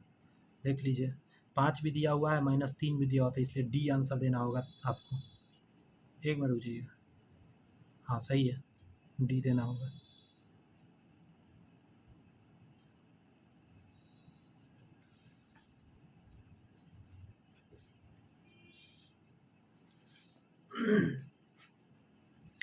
यदि एक समांतर श्रेणी का तीसरा पद 5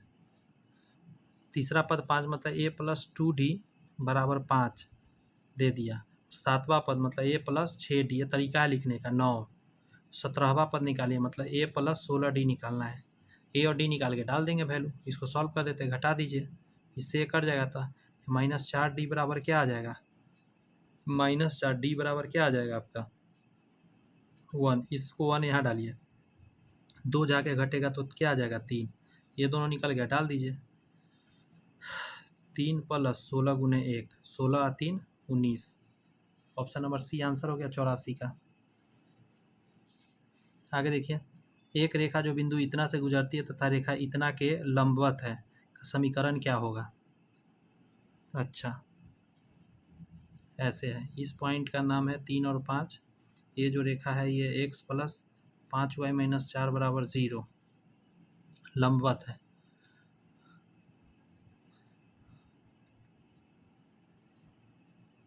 तो समीकरण क्या होगा सो पूछ रहा है।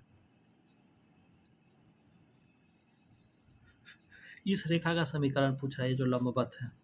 यहाँ से m का मान आप निकाल सकते हैं, y का मान निकालिएगा तो माइनस एक्स प्लस 4 हो जाएगा, ये 5 आ जाएगा इसके बटा में, तो यहाँ 1 कर दीजिए, नीचे 5 कर दीजिए, यहाँ भी 5 कर दीजिए, तो m का जो मान आएगा -1/5 आपको निकल के आ गया। आपको एगो पता हो लंबवत है इसलिए m1 इंटू m2 बराबर जानते क्या हो जाएगा आपका -1।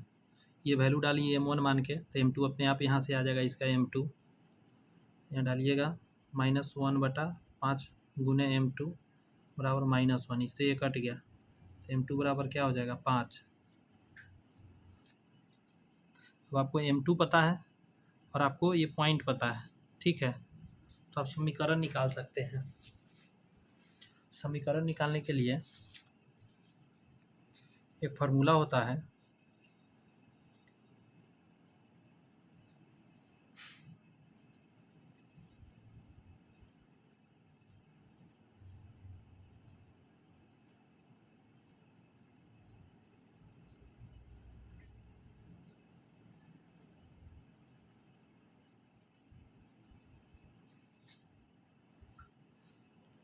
y minus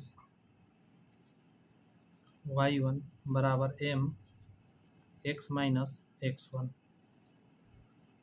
y minus y1 कितना है तो 5, m के जगह पर 5, x माइनस 3, y माइनस 5 बराबर 5x माइनस 5 3 15। उधर ले चलिए तो 5x माइनस वाई और प्लस में आएगा तो -10 बराबर 0। कहाँ पे है 5x माइनस वाई माइनस 10 बराबर 0। 85 का ये नंबर आंसर हो जाएगा। आया समझ में कुछ कैसे मैंने बनाया? फिर से एक बार समझा देते। देखिए यहीं से तो शुरू किया हूँ। पहले सबसे पहले हमने देखा क्या दिया हुआ था, एक बिंदु और एक रेखा। एक बिंदु और एक रेखा, इसका समीकरण ये है, ये इसका समीकरण जानना है। तो ये 90 डिग्री के लिए m1 m2 -1 होगा, दोनों का ढाल है ये। तो इसका ढाल निकालने का तरीका है, हम निकालेंगे y का मान। तो y बराबर क्या हो जाएगा, इसको उधर ले जाएंगे तो -x और +4 हो जाएगा और 5 बटा में आएगा तो -1/5 4/5। यहाँ पे जो वैल्यू होता है ना x का कोफिशिएंट, वही होता है m1। m1 निकल गया, इसमें डालेंगे तो m2 अपने आप निकलेगा 5। तो ढाल पता चल गया और पॉइंट पता चल गया, तो आप इसका समीकरण निकाल सकते हैं। उसके लिए फार्मूला होता है y - y1 बराबर m और x - x1। बस ये यहाँ से डाल दिया है x और ये y वैल्यू इसमें, और m पता ही था, डाल के निकाल दिया इक्वेशन। यदि एक वृत्त की परिधि व अर्ध व्यास में 37 डिग्री का अंतर है, क्या है मतलब समझे? यदि एक वृत्त की परिधि मतलब 2πr व अर्ध व्यास मतलब r में अंतर है 37 का,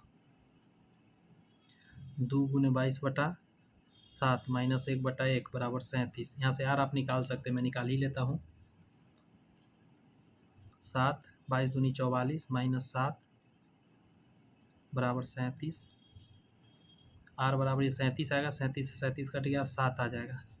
ठीक है, तो वृत्त की परिधि है मतलब 2πr निकाल दीजिए। 2 × 22/7 × r के जगह पर 7 डाल दीजिए, ये कट जाएगा, 22 दूनी 44 आपका आंसर आ जाएगा। क्यों मज़ा आ रहा है?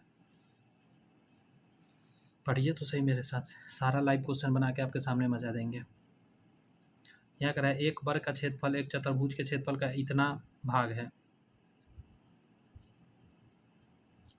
चतुर्भुज की लंबाई इतना है तथा चौड़ाई इसकी लंबाई से 10 सेमी कम है। वर्ग की परिधि कितना होगा? देखिए लेंथ बराबर आपको दे दिया है 25, ब्रेथ की बात करिएगा, लंबाई से 10 सेमी कम है मतलब 15 हो जाएगा। तो एरिया कितना हो जाएगा, इन दोनों का गुना कर देंगे तो 15 × 5 = 75, 15 दूनी 30, 37, तो इतना आ गया। तो कर एक वर्ग का क्षेत्रफल चतुर्भुज के क्षेत्रफल का 3/5 है, तो इसका कर दीजिए 3/5, 5 से काट दीजिए, 5 × 7 = 35, 5 × 25, 5 × 3 = 15 के 5, 7 × 21, 225 आ गया। ठीक है, तो ये आ गया a² का वैल्यू। यहाँ पूछा क्या है आपका, वर्ग का क्षेत्रफल हो गया ना, वर्ग की परिधि कितनी है, तो बस साइड पहले निकालना होगा, रूट डालना होगा, तो ये बराबर 15 आ जाएगा। ये वर्ग का साइड आ गया, तो ये 15, ये भी 15, 15, 15, 15 चौका 60 आपका आंसर आ जाएगा। ए नंबर आंसर हो जाएगा। एक छड़ी व उसकी परछाई की लंबाई का अनुपात इतना है। छड़ी अगर 1 है तो ये √3 है। तो ये पूछ रहा है उन्नयन कोण, ये कितना होगा आपको पता है? ये 30 डिग्री होगा, क्योंकि ये लॉजिक 30 डिग्री पर लगता है। अगर यहाँ √3 यहाँ 1 होता तब 60 डिग्री होता, ये भी 1 होता तो 45 डिग्री होता। डायरेक्ट आप इसको टिक कर दीजिए 30 डिग्री पर। यहाँ पे कह रहा है 60 लीटर मिश्रण में दूध और पानी का अनुपात इतना है, इस मिश्रण में कितना पानी मिलाया जाए कि अनुपात इतना हो जाएगा। देखिए 3 और 5 का है दूध मिलकर वाटर का, इसमें कितना पानी मिलाया जाए कि अनुपात इतना हो जाए, मतलब 3 और 5 का हो जाए। वाटर आप मिलाए हैं, सॉरी यहाँ 5 और 3 था, 3 और 5 हो जाए। अच्छा एक वाटर आपने मिलाया है, तो ये कैसे चेंज हो गया? इसको चेंज नहीं होना चाहिए था, इसको इक्वल करिए। इक्वल करने के लिए इसमें 3 से गुना कर दीजिए और इसमें 5 से गुना कर दीजिए। तो यहाँ हो गया 5 × 3 = 15 और 3 × 3 = 9, 5 × 3 = 15, 5 × 25, यहाँ कितना आपने मिलाया? 22, यही 22 आपने मिलाया है। और 15 और 9 कितना होता है बताइए? 24, 24 बराबर हो गया 64 के। शुरू में इतना था ना, इतना लीटर मिश्रण था शुरू में यही ना हुआ, 15 और 9, तो 5 इधर दे दीजिए, 20 × 4 = 24, 24 का वैल्यू इतना, 22 का निकालना है, जो मिलाया है पता चल जाएगा। तो ये बटा में चला जाएगा, तो 64/24 और 22 का निकालेंगे 22 से गुना, यहाँ 11, यहाँ पे 12, 6, यहाँ पे 32, यहाँ पे 16, यहाँ पे 3, 6, 7, 1, इसको 3 से भाग दे देते हैं, 3 पचे 15, 3 अठे 24, क्या आ जाएगा, नीचे वाला ऊपर, ऊपर वाला नीचे, अगल वाला बगल में, 58 2/3 हो गया गलती। फिर से पीछे आते हैं। 64 लीटर मिश्रण में दूध और पानी का अनुपात, दूध और पानी का 5 और 3 है। इस मिश्रण में कितना पानी मिलाया जाए कि अनुपात 3 और 5 हो जाए, 3 और 5 हो जाए। ठीक है, इसको इक्वल करने के लिए 3 से गुना, 5 से गुना, 5 3 15, 3 3 9, 5 3 15, 50 25, 25 9 24 का वैल्यू 64। अच्छा, यहाँ 9 था, ये गलती कर रहा हूँ, 9 था और 25 हो गया, तो कितना मिलाया गया, इसको घटाइए, 5 उधर हट गया, 16, 16 का निकालना है, तो 16 का, यही गलती कर रहा हूँ, 16 का निकालना था, हम गलत निकाल लेते हैं। आइए ना निकाल लेते हैं। 24 का वैल्यू 64, तो 1 का वैल्यू 64/24, 16 का निकालने के लिए 16 से गुना, 8 3 24, 8 दूनी 16, 8 6 दूनी 12, 128/3, 3 चौका 12 लगा दिया, 8 आया, 3 दूनी 6 लगा दिया, 2 आ गया, 2 ऊपर 3 नीचे 42, 42 2/3, ऑप्शन नंबर सी। मज़ा आ रहा है, समझ में आ रही है बातें, आप लाइक कर सकते हैं वीडियो, और कुछ दोस्त में शेयर कर देते तो क्या ही कहें, मज़ा ही आ जाए।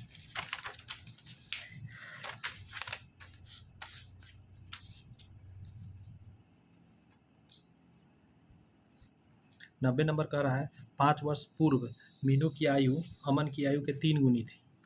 मीनू और अमन, अमन x था तो ये 3 गुनी थी, 3x, लेकिन कितना पहले था, 5 वर्ष पहले।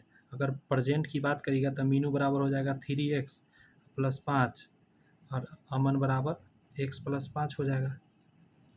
कह रहा है कि 10 वर्ष पश्चात मीनू की आयु अमन की आयु की दुगनी हो जाएगी। 10 वर्ष पश्चात मतलब 10 इसमें भी जोड़िए, 10 इसमें भी जोड़िए, कितना हो जाएगा, 3x + 15, इधर हो जाएगा x + 15। ठीक है, दुगनी हो जाएगा, अमन की आयु से दुगनी हो जाएगी, इससे ये दुगना हो जाएगा, तो अमन को भी दुगना करिए ना, बराबर हो जाएगा दोनों।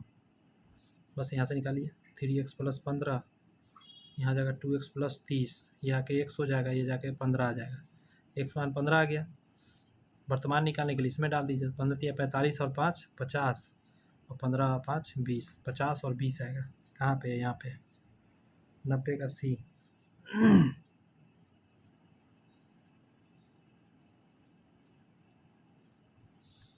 आगे कह रहा है, यदि प्रथम n प्राकृतिक संख्याओं का माध्य इतना है तो n का मान कितना होगा।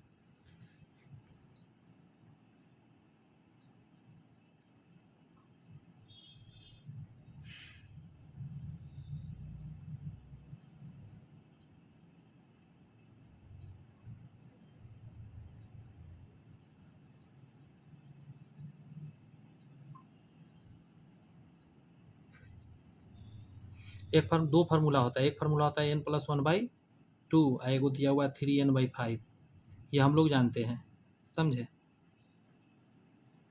माध्य निकालना प्राकृतिक संख्या का तो निकालिएगा n + 1/2 से, तो n है ना, तो n में बस 1 जोड़ के 2 से भाग दे दीजिए, कितना आ जाएगा, 5n + 5 बराबर 3 दूनी 6n, घट जाएगा तो 5 बराबर n।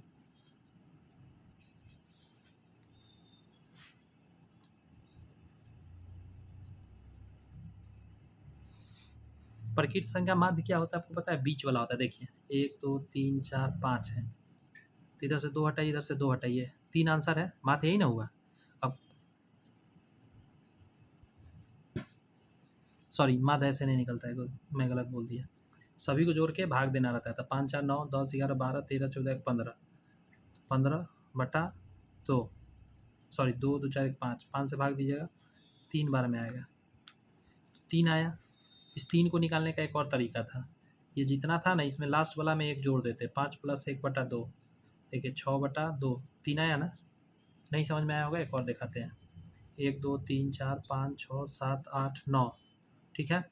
माथ जानना है तो 9 पीस है तो 9 से तो भाग देंगे ही, जोड़िए इसको। 9 1 10 20 30 40 5 45, 5 से भागते 5 नमा 45, सॉरी 5 बार में लगेगा, 9 पचे 45, 5 आया ना माध्य। अब देखिए एक और तरीका है, इसके लास्ट वाला में एक जोड़ दीजिए, अब दूसरे भाग दीजिए, देखिए 5 आया ना। तो यही यहाँ फार्मूला लगा है, n+1/2।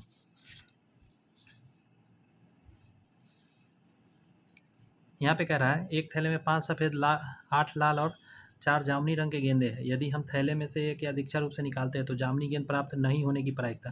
तो जामुनी नहीं होना चाहिए तो क्या होना चाहिए, 8 5 13 होना चाहिए, 8 5 13 होना चाहिए। टोटल कितना है, 17, यही था। तो 17 से 13 में भाग दे दीजिए। 0.0 17 7 19 से 17 7 19 से लगेगा इसमें। एक ही ऑप्शन में यही आंसर हो जाएगा। 1 1 0। यहाँ पे अब जो भी लगेगा वो 5 से ज़्यादा बार में लगेगा। पहले यहाँ पे जो अभी लगेगा 17 छक्का 2 तर से 102 लगेगा। इसके बाद 5 से बड़ा हो जाएगा तो एक इसमें जुड़ जाएगा तो 0.77 हम कह सकते हैं।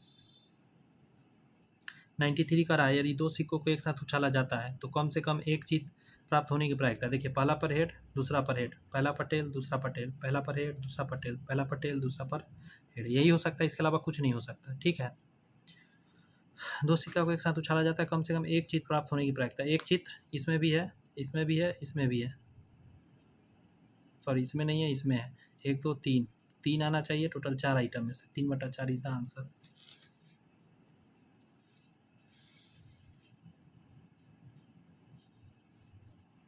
यहाँ कह रहा है राम एक काम को 60 दिन में कर सकता है। ओके, वह 15 दिन काम करता है और फिर श्याम बचे हुए काम को अकेले 30 दिन में पूरा करता है। दोनों इकट्ठे काम को पूरा कर सकते हैं। देखिए राम काम को 60 दिन में कर सकता है, ठीक है, राम 60 दिन में कर सकता है, बचा हुआ काम 30 दिन में कर सकता है। मान के चलिए श्याम x दिन में कर सकता है उसी काम को, टोटल 60x हो जाएगा, यहाँ x हो जाएगा, यहाँ 60 हो जाएगा। क्या रहा है 15 दिन काम करता है, 15 दिन राम करेगा काम, तो राम का क्षमता x हुआ तो 15x काम कर दिया। शेष काम निकालना है तो 60 में से 15x चला जाएगा तो बचेगा 45x। कह रहा है आगे 45x काम जो है श्याम करता है, तो श्याम अपना क्षमता से करेगा, 60 की क्षमता से करेगा, तो कितना दिन लगेगा, 30 दिन लगेगा। 15 तिया 45, 15 दूनी 30, 3 से काटेंगे 20 तिया 60, तो 1 बराबर क्या आ जाएगा, 2 दूनी 4 40। तो 40 दिन इसको लगता है काम करने में। अब आप निकाल लीजिए इकट्ठा काम करेगा तो राम का 60 दिन लगता है, श्याम का 40 दिन लगता है, 120 आएगा। 4 तिया 12, 6 दूनी 12, तो 120, 3 2 5, 5 दूनी 10, 24 में कट जाएगा, आ गया ना 24 दिन। ऐसे करके निकाल सकते हैं आप आराम से, समझ गए।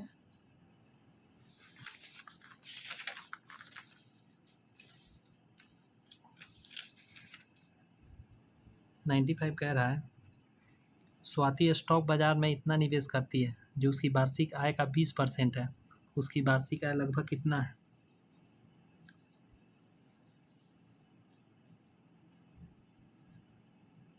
ये क्वेश्चन है जो है ना गड़बड़ है, यहाँ पे 25% से बनाइएगा ना तो आंसर आएगा, 20% मिस प्रिंट है इसमें, ठीक है। तो वार्षिक एक मान लेते हैं तो इसका 25% जो होगा,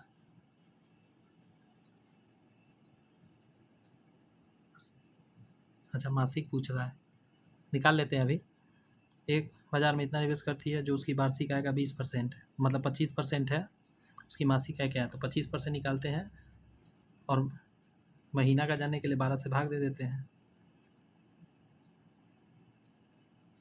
सॉरी 12 से गुना कर देते हैं, बराबर में 187,000। एक्स निकालने के लिए क्या करिएगा, 187 000 100 ऊपर चला जाएगा और 12 गुने 25 नीचे है 25 चौका 100 4 तिहाई 12 3 से काटेंगे 3 छक 18 3 छक 18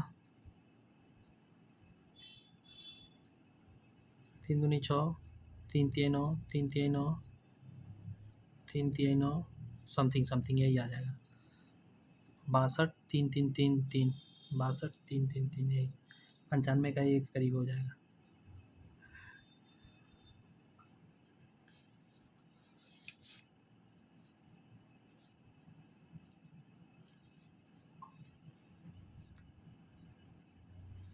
छियानवे कह रहा है एक कबड्डी टीम द्वारा मैच की एक श्रृंखला में क्रमशः इतना अंक अर्जित किए गए। अंकों की माध्यिका क्या होगा? माध्यिका जो बीच वाला पहले गिन लेते हैं कितना है 1 2 3 4 5 6 7 8 9 10 11 12 13 14 15 16 पीस है। तो बीच जानने के लिए हम सम संख्या आ गया ना एन का मान। देखिए हमको 16 और 16 का आधा करिए एगो 8 और एगो 9वां टर्म जानना होगा। 8 और 9वां टर्म को 2 से भाग दे दीजिएगा ना जोड़ के तो काम हो जाएगा। 8वां 9वां टर्म जानना है तो हम सिर्फ ऐसा सजाएंगे कि 8वां 9वां टर्म ही हमको पता चले। सबसे पहले इसमें सबसे छोटा से शुरू करते हैं। सबसे छोटा 2 है और कुछ तो छोटा दिख नहीं रहा है तो ये पहला हो गया 2 और है क्या 2 के करीब। 2 के बाद आपको दिख रहा है 5 तो 5 लिख लेते हैं। 5 के करीब और भी कुछ है क्या तो 7 दिख रहा है तो 7 एक पीस नहीं है 7 आपको 2 जगह दिख रहा है तो 2 7 लिखेंगे। ठीक है 8 भी दिख रहा है 2 जगह 8 दिख रहा है तो 2 8 लिख लेंगे। हमको 8वां 9वां जानना है 1 2 3 4 5 6 तक पहुँचे हैं और देखते हैं 7 हो गया 8 हो गया 10 देख लेते हैं 10 भी 2 जगह है 1 2 3 4 5 6 7 8 8वां मिल गया 10 के आगे अब क्या है 11 है क्या 11 तो नहीं दिख रहा है 12 है क्या 12 भी नहीं दिख रहा है 13 है क्या 13 भी नहीं दिख रहा है 14 दिख रहा है। देखो 14 ले लेते हैं इन दोनों को जोड़ के 2 से भाग दे देते हैं तो 5 प्लस 7 7 5 12 आ जाएगा। ऑप्शन नंबर सी आंसर हो जाएगा 96 का। समझे? ऐसे शॉर्टकट करना है पूरा मत लिखते रहना है। एक संख्या का 4/7 भाग दूसरी संख्या के 40% के समान है। एक संख्या का 4/7 भाग दूसरी संख्या के 40% के बराबर है।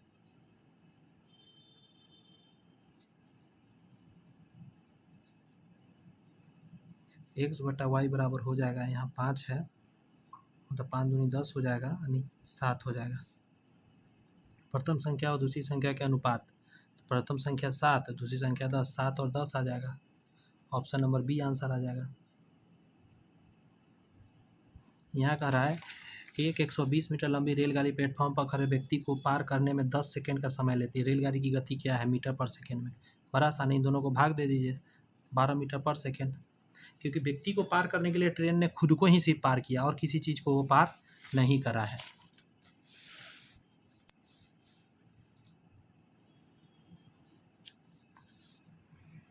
चार अंकों की सबसे बड़ी संख्या इतना से भाग करने पर क्रमशः इतना शेषफल बचता है।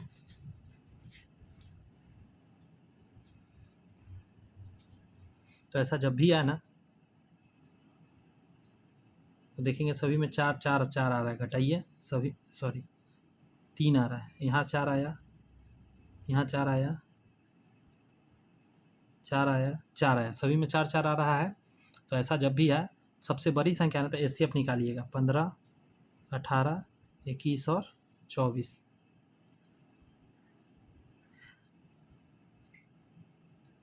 अच्छा 4 अंकों की सबसे बड़ी संख्या जिसे इतना से भाग करने पर कम से इतना से एलसीएम निकालिएगा। 3 से लगाते हैं 3 5 15 3 6 18 3 7 3 8 24। अब 2 से लगा देते हैं 5 3 7 और 4। अब तो लगेगा नहीं देखिए 4 5 20 कर देते हैं 7 21 कर देते हैं और 3 दूनी 6 कर देते हैं।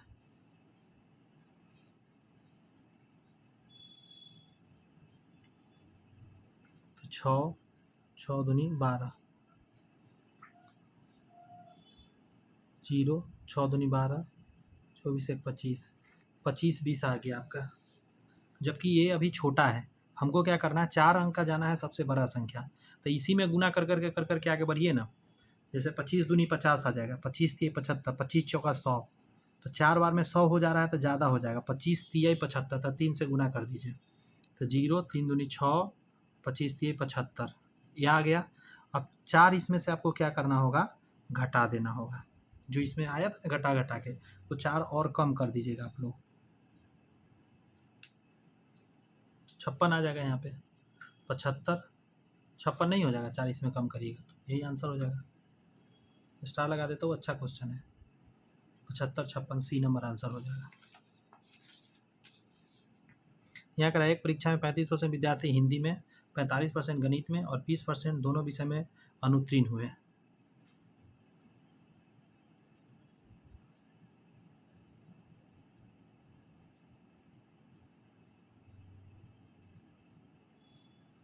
दोनों विषयों में उत्तीर्ण होने का प्रतिशत क्या है, देखिए ये हिंदी है, ये मैथ्स है, 35% विद्यार्थी फेल हो गया है, दोनों में फेल होने वाला कितना है, 20, हिंदी में कितना कह रहा है 35% और मैथ्स में 45%, टोटल कितना हुआ 4 3 7, 70 10 80 90 100, टोटल 100% हो गया।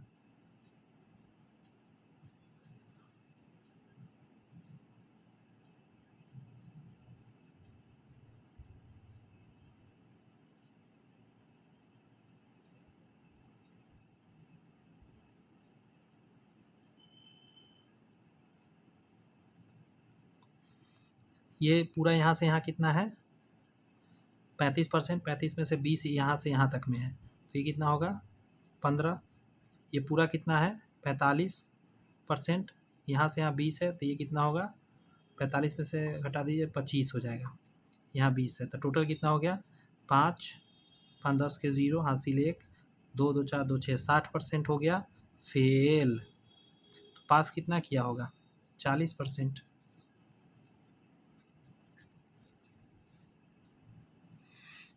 ये सबसे आसान तरीका बताया हूँ, ऐसे तरीका फार्मूला वाला भी है। एक संख्या को 3 से भाग करने पर, एक संख्या को 3 से भाग करने पर शेषफल 1 बचता है। ओके, मान के चलिए 3 से मैंने एक संख्या को भाग दिया तो शेषफल 1 बच गया, बी बार में लगा होगा। यदि भागफल को 2 से भाग करते हैं, अच्छा 2 से भाग करते हैं तो शेषफल 1 बचता है।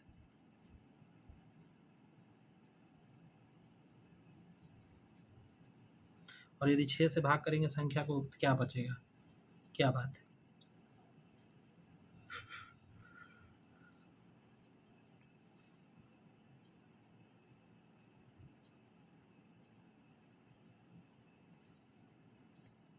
इसका ना एक मेथड है बनाने का, ट्रिक से चलना पड़ेगा। देखिए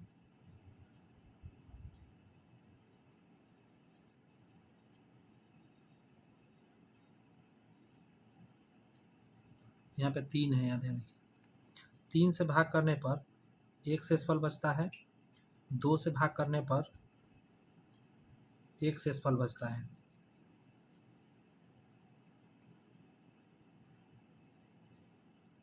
इसको ऐसे भी लिखते हैं 3 से भाग करने पर 1 शेषफल बचता है, 2 से भाग करने पर 1 शेषफल बचता है, ऐसे भी दोनों तरीका से बना सकते हैं, लिखने का तरीका ये भी हो सकता है। उसके बाद क्या करना है, पहले क्या करना है आपको जोड़ना है,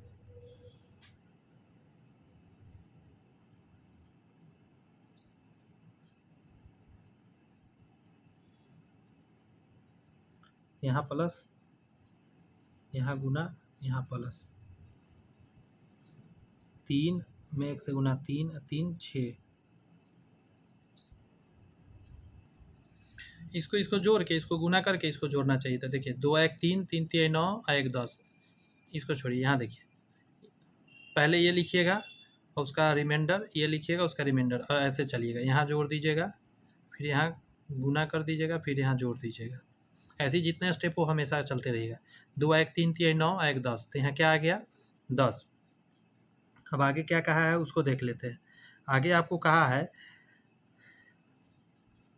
यहाँ देखिए यदि 6 से भाग करने पर शेषफल क्या आएगा? 4 आएगा। इस 10 में 6 से भाग दीजिए, एक बार में 6 लगेगा तो 4 शेषफल आएगा। लिख देता हूँ, यहाँ तरीका याद रहेगा। 3 2 1 1 ऐसे में जोड़ना है, ऐसे में गुना करना है, फिर ऐसे में जोड़ना है। संख्या निकालने का यह तरीका है। 102 को देखते हैं। कह रहा है तेल की एक टंकी 2/5 भाग भरी हुई है। यदि इसमें से 32 लीटर तेल और डाला जाता है तो 6/7 भाग भर जाता है। टंकी की क्षमता कितनी है? देखिए,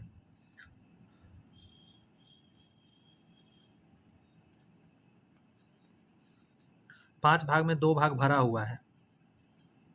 मान के चलिए टंकी क्षमता 1 है, तो इसका 2/5 भाग भरा हुआ है इतना। इसमें 32 लीटर और डाल दिए, तो क्या कह रहा है? ये 6/7 भाग भर जाएगा। इसको उधर भेज के घटा लीजिए। 32 बराबर 6x/7 माइनस 2x/5, 7 × 5 = 35, 6 × 5 = 30, 7 दूनी 14x, यहाँ 32। 32 बराबर ये कितना आ जाएगा? 16x, 35, 16 दूनी 32, 35 दूनी 70 बराबर x, यानी टोटल 70 लीटर इसमें डल सकता है। आगे कह रहा है कि एक पंखा 30% बाट पर इतना में बेचा गया, सॉरी घाटे पर इतना में बेचा गया।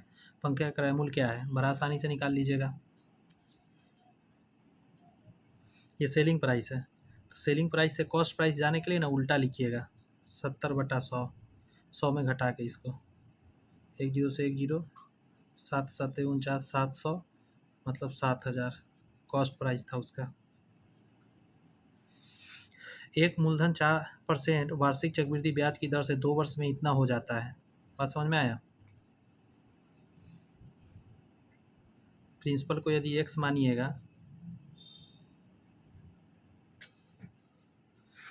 तो फार्मूला लगाते हैं ना, अमाउंट बराबर डायरेक्ट लगाइए, p/1 + r/100 पावर में t। अमाउंट की जगह 169 लिखिए, इतना हो जाता है।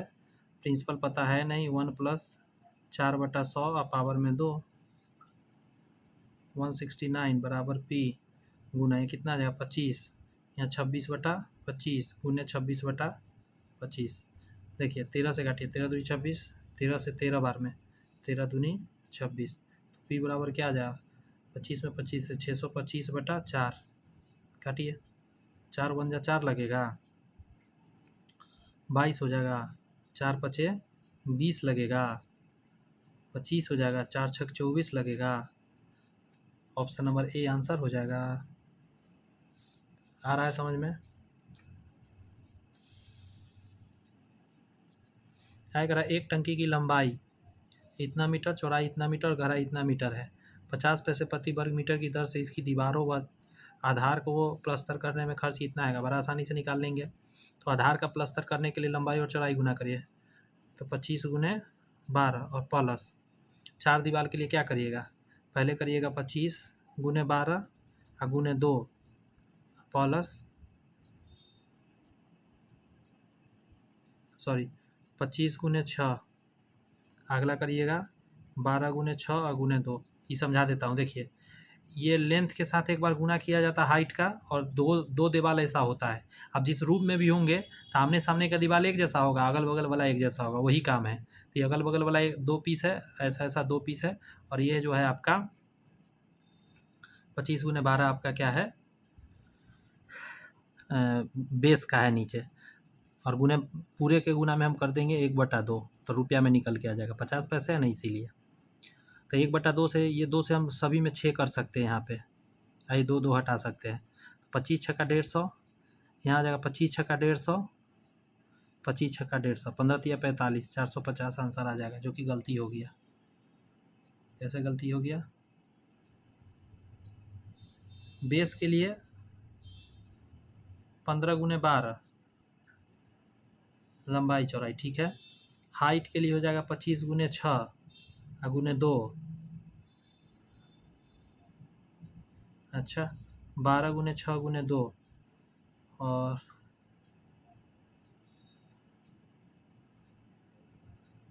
टोटल 1/2 करना होगा, क्योंकि 50 पैसे प्रति वर्ग मीटर है। कोई बात नहीं, देख लेते हैं। 2 से 2 गया, 2 से इसमें का 2 गया और 2 से 6 बार हो गया। 25 छक्का 150, 25 छक्का 150, बारछक 72 ना होगा, यहाँ गलती कर दिया, बारछक 72 हो गया यहाँ। 2 आ जाएगा, 5 5 10 7 17 के साथ हासिले 372 आ तो रहा है सही, एकदम सही मेथड से बना हुआ है। एक गोले का आयतन एक 6 सेमी आधार और 24 सेमी ऊंचाई वाले शंकु के समान है। तो गोले का अर्ध व्यास बताइए, मतलब त्रिज्या। देखिए 4/3 पाई आर क्यू, ये बराबर हो जाएगा 1/3 pi r square h, r square 6 गुने 6 और एच के जगह पर 24, यही हो जाएगा। पाई से पाई काट दीजिए, 3 से 3 काट दीजिए, 4 से 4 छक 24 कट गया। तो आर बराबर कितना आ गया 6। तो 106 का आंसर हो जाएगा ई नंबर, क्योंकि 6 आना चाहिए था। आगे है आपका 7 नंबर में, समीकरण इतना तथा इतना को दर्शाने वाली रेखाएं हैं। तो इसके लिए जानने के लिए आपको इसका कोफिशिएंट बट्टा में लिखना पड़ेगा।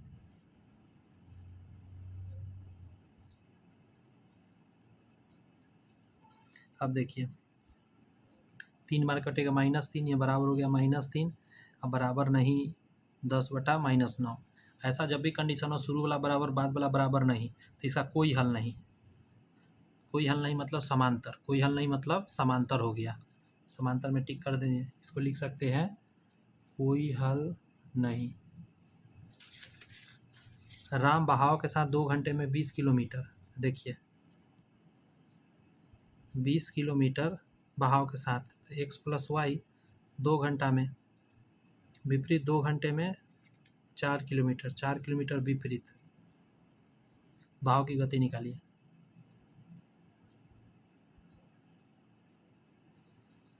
समीकरण यहाँ से बनेगा, 2 से काटिए 10 बार में, तो यहाँ से आएगा x + y बराबर 10।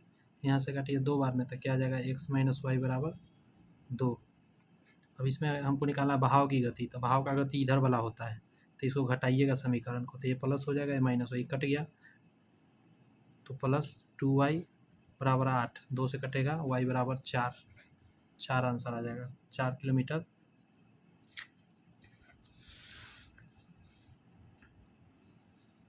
बस 2 पीस और मैथ बच गया है, मैथ लमसम कंप्लीट हो गया। इसके बाद साइंस हो जाएगा, उसके बाद आपका सेशन कंप्लीट हो जाएगा।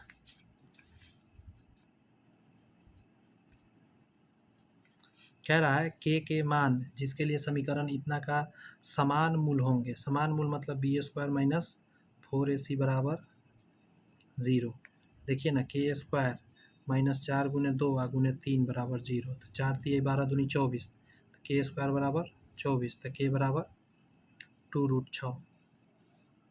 तो प्लस में भी आएगा माइनस में भी आएगा, इसलिए डी आंसर दी जाए। ये भी सही इसका होगा, रूट के लिए है ना, इसीलिए। देखिए एक को बदलिएगा ना, तो ये हो जाएगा साइन स्क्वायर, ये हो जाएगा sin² 73 डिग्री या माइनस sin² 73 डिग्री, कट के 0 आ जाएगा, इसका आंसर 0 हो जाएगा। यहाँ पे कंप्लीट हो गया सारे। अब हम लोग साइंस यहाँ से कर लेते हैं फटाफट। देखिए पहला करा है, सीधी रेखा में गति का समीकरण निम्नलिखित में से कौन सा है। सीधी रेखा में v बराबर u + at, C number answer हो जाएगा। देखिए 3 समीकरण है, एक तो यहाँ हो गया, एक हो जाता है, ये प्रथम समीकरण कहलाता है। द्वितीय समीकरण होता है s बराबर ut + हाफ at², ठीक है। एक होता है v² बराबर u² + 2as, इसको ही लिखा जाता है कभी v² - u² बराबर 2as। तो तीनों समीकरण याद रखिएगा। दूसरा समीकरण है, तीसरा समीकरण। आय करा निम्नलिखित में से कौन सा ऊर्जा परिवर्तन घर्षण बल में शामिल होता है।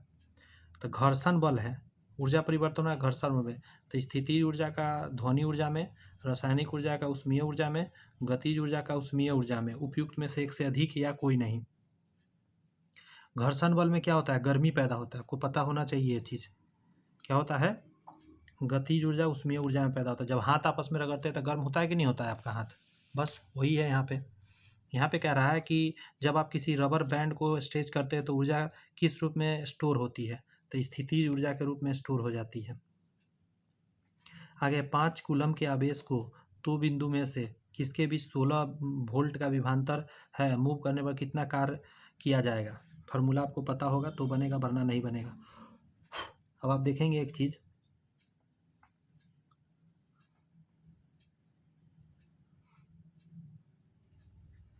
आवेश के अंदर किया गया कार्य, तो कार्य बराबर क्या हो जाएगा, Q इंटू भी हो जाएगा, चेंज इन वोल्ट, मतलब विभवांतर जिसको बोलते हैं। तो ये 5 कूलम और 16, तो 16 × 25 80 जूल हो जाएगा।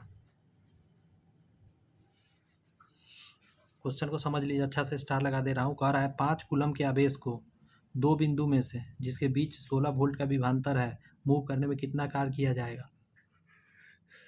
दोनों को गुना कर दीजिए, आंसर आ जाएगा कार्य बराबर। यदि दो द्रव्यमानों के बीच की दूरी को दुगुना कर दिया जाए तो उसके मध्य गुरुत्वाकर्षण बल कितना हो जाएगा। दूरी को दुगुना कर दीजिएगा, बात समझ आए। हम एक फार्मूला जानते हैं, F बराबर होता है G m1 m2 बटा r²। दूरी दुगुना करिएगा, यहाँ तो क्या हो जाएगा, 2r हो जाएगा, डबल हो जाएगा ना डिस्टेंस, तो r², तो 1/4 हो जाएगा, तो चौथाई हो जाएगा, 1/4 रह जाएगा, बी आंसर होगा।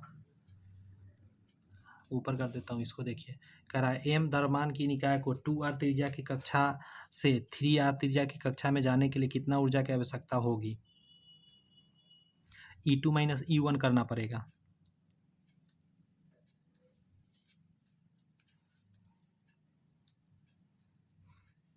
इसको याद रखिएगा, इसका जो आंसर होता है Gmm/6r हो जाएगा।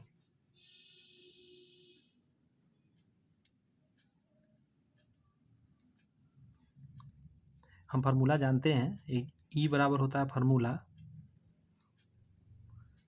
Gmm/r। अब इसी में r के जगह पर एक बार 2r डालिएगा, एक बार 3r डालिएगा, और दोनों को घटाना होगा। मैं इधर घटा के दिखाता हूँ, -Gmm/3r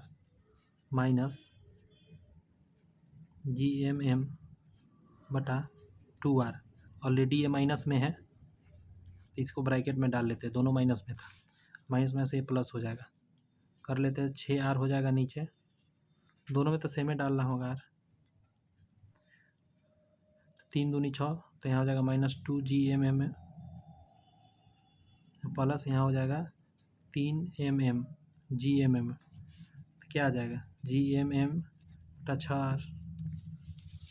option number A answer हो जाएगा।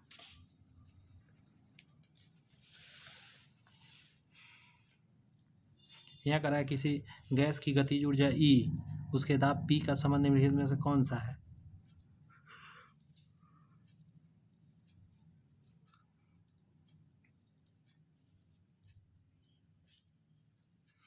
ये हो जाएगा आपका, किसी गैस की गतिज ऊर्जा E और उसके दाब P का संबंध निम्नलिखित से कौन सा हो जाएगा। देखिए E बराबर हम लोग जानते हैं 3RT/2। एक और फार्मूला हम जानते हैं, PV बराबर nRT। n का मान 1 ले सकते हैं।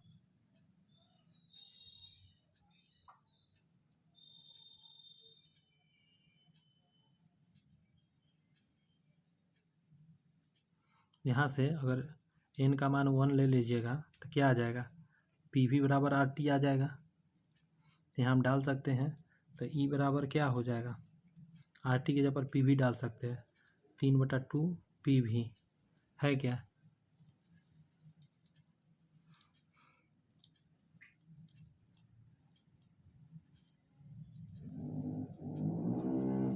इसको सॉल्व करिएगा P का मान निकालने के लिए,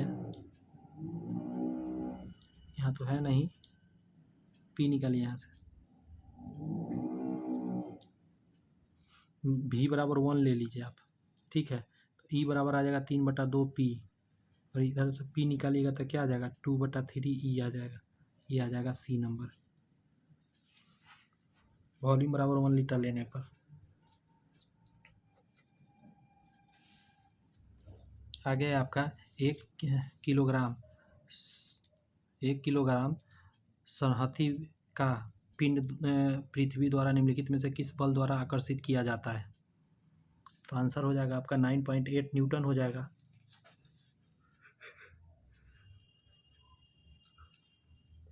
W बराबर क्या होता है? mg होता है। क्या करेंगे, 1 kg उन्हें 9.8 करिएगा तो क्या आ जाएगा 9.8 न्यूटन।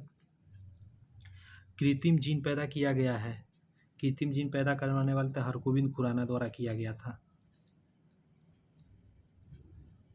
आगे कह रहा है कि फोटोवोल्टीय प्रभाव की अभिधारणा किसने दी थी? फोटोवोल्टीय ये दिया गया था आपका एडमंड बेकरल के द्वारा दिया गया था, फोटोवोल्टीय प्रभाव के द्वारा।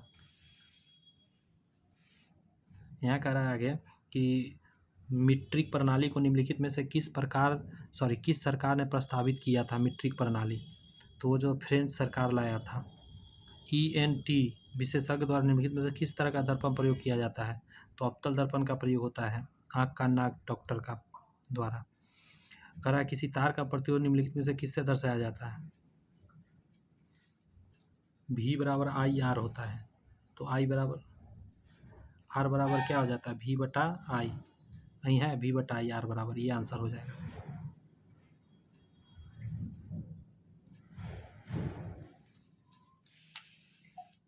आगे है आपका कि हमारे शरीर के अंदर भोजन को ब्रेक डाउन करने वाला उत्प्रेरक कौन सा है? तो पाचक एंजाइम हो जाएगा। सिल्वर ब्रोमाइड का रंग क्या है? सिल्वर ब्रोमाइड का रंग क्या है? तो उसका सफ़ेद रंग का होता है। किसी द्रव का दूसरे द्रव में फैलने के लिए कौन सा शब्द प्रयोग होता है? एक द्रव दूसरा द्रव में फैल रहा है, द्रव में द्रव फैल रहा है, इसको बोलते हैं हम लोग पायस।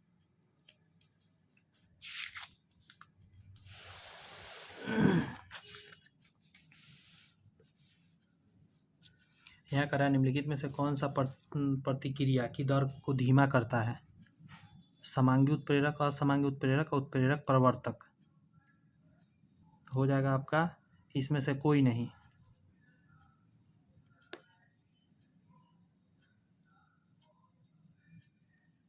यहाँ लिखना चाहिए था ऋणात्मक उत्प्रेरक। ऋणात्मक उत्प्रेरक जो होगा ना, यही मंद करेगा। निम्नलिखित में से कौन सा एक लियोफोबिक कलील का उदाहरण नहीं है? लियोफोबिक कलील की बात कर रहा है, तो इसका आंसर दे दीजिएगा आप सोडियम क्लोराइड का घोल। कौन सा एक लियोफोबिक कलील का उदाहरण है? सल्फर का घोल और स्वर्ण का घोल भी।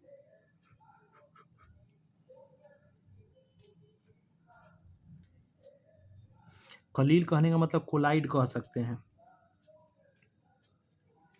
नेक्स्ट है कि निम्नलिखित में से कौन सा शोषण का एक उदाहरण है? शोषण का, क्षय में डूबा कॉटन, पानी सोख, सिलिका जेल के ऊपर पानी, यही हो जाएगा, सिलिका जेल के ऊपर पानी। नेक्स्ट क्वेश्चन, निम्नलिखित में से किसको लोगों के इलाज में कभी भी सीधा इस्तेमाल नहीं करना चाहिए? मलेरिया विरोधी, निसंक्रामक, रोगाणुरोधक। होगा मलेरिया विरोधी।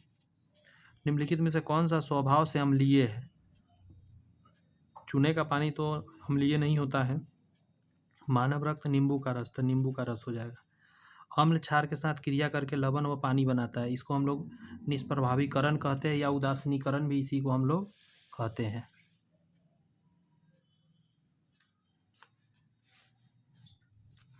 यहाँ पे कह रहा है निम्नलिखित में से कौन सा तत्व आसानी से एक इलेक्ट्रॉन मुक्त कर देता है? तत्व है और इलेक्ट्रॉन मुक्त कर देगा, तो एक से ज़्यादा हो जाएगा, ये सभी दे देगा। धातु है, इसलिए निम्नलिखित में से कौन सी गैस चूने की पानी को दूधिया बना देता है? जी, तो कार्बन डाइऑक्साइड होता है। ठीक है, ये दूधिया कर देता है पानी को, ये सब याद। 1 मिनट, हाँ सही तो बता रहा हूँ। आगे कह रहा है आपका कि प्रकृति में मुक्त दशा में पाई जाने वाली धातु कौन सा है? सोना। ठीक है, सोना मुक्त अवस्था में पाई जाती है, प्लेटिनम।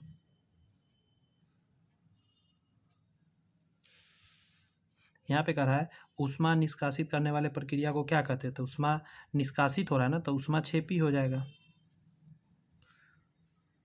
विटामिन B12 का रासायनिक नाम साइनोकोबालामीन है। निम्नलिखित में से विटामिन ए का अच्छा स्रोत कौन सा है? तो मछली का तेल सबसे अच्छा तो स्रोत में जाएगा। 1 मिनट, विटामिन B12 है।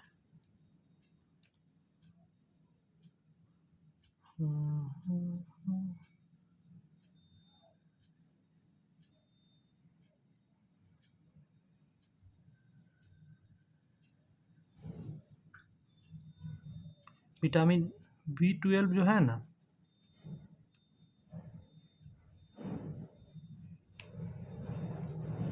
एक मिनट,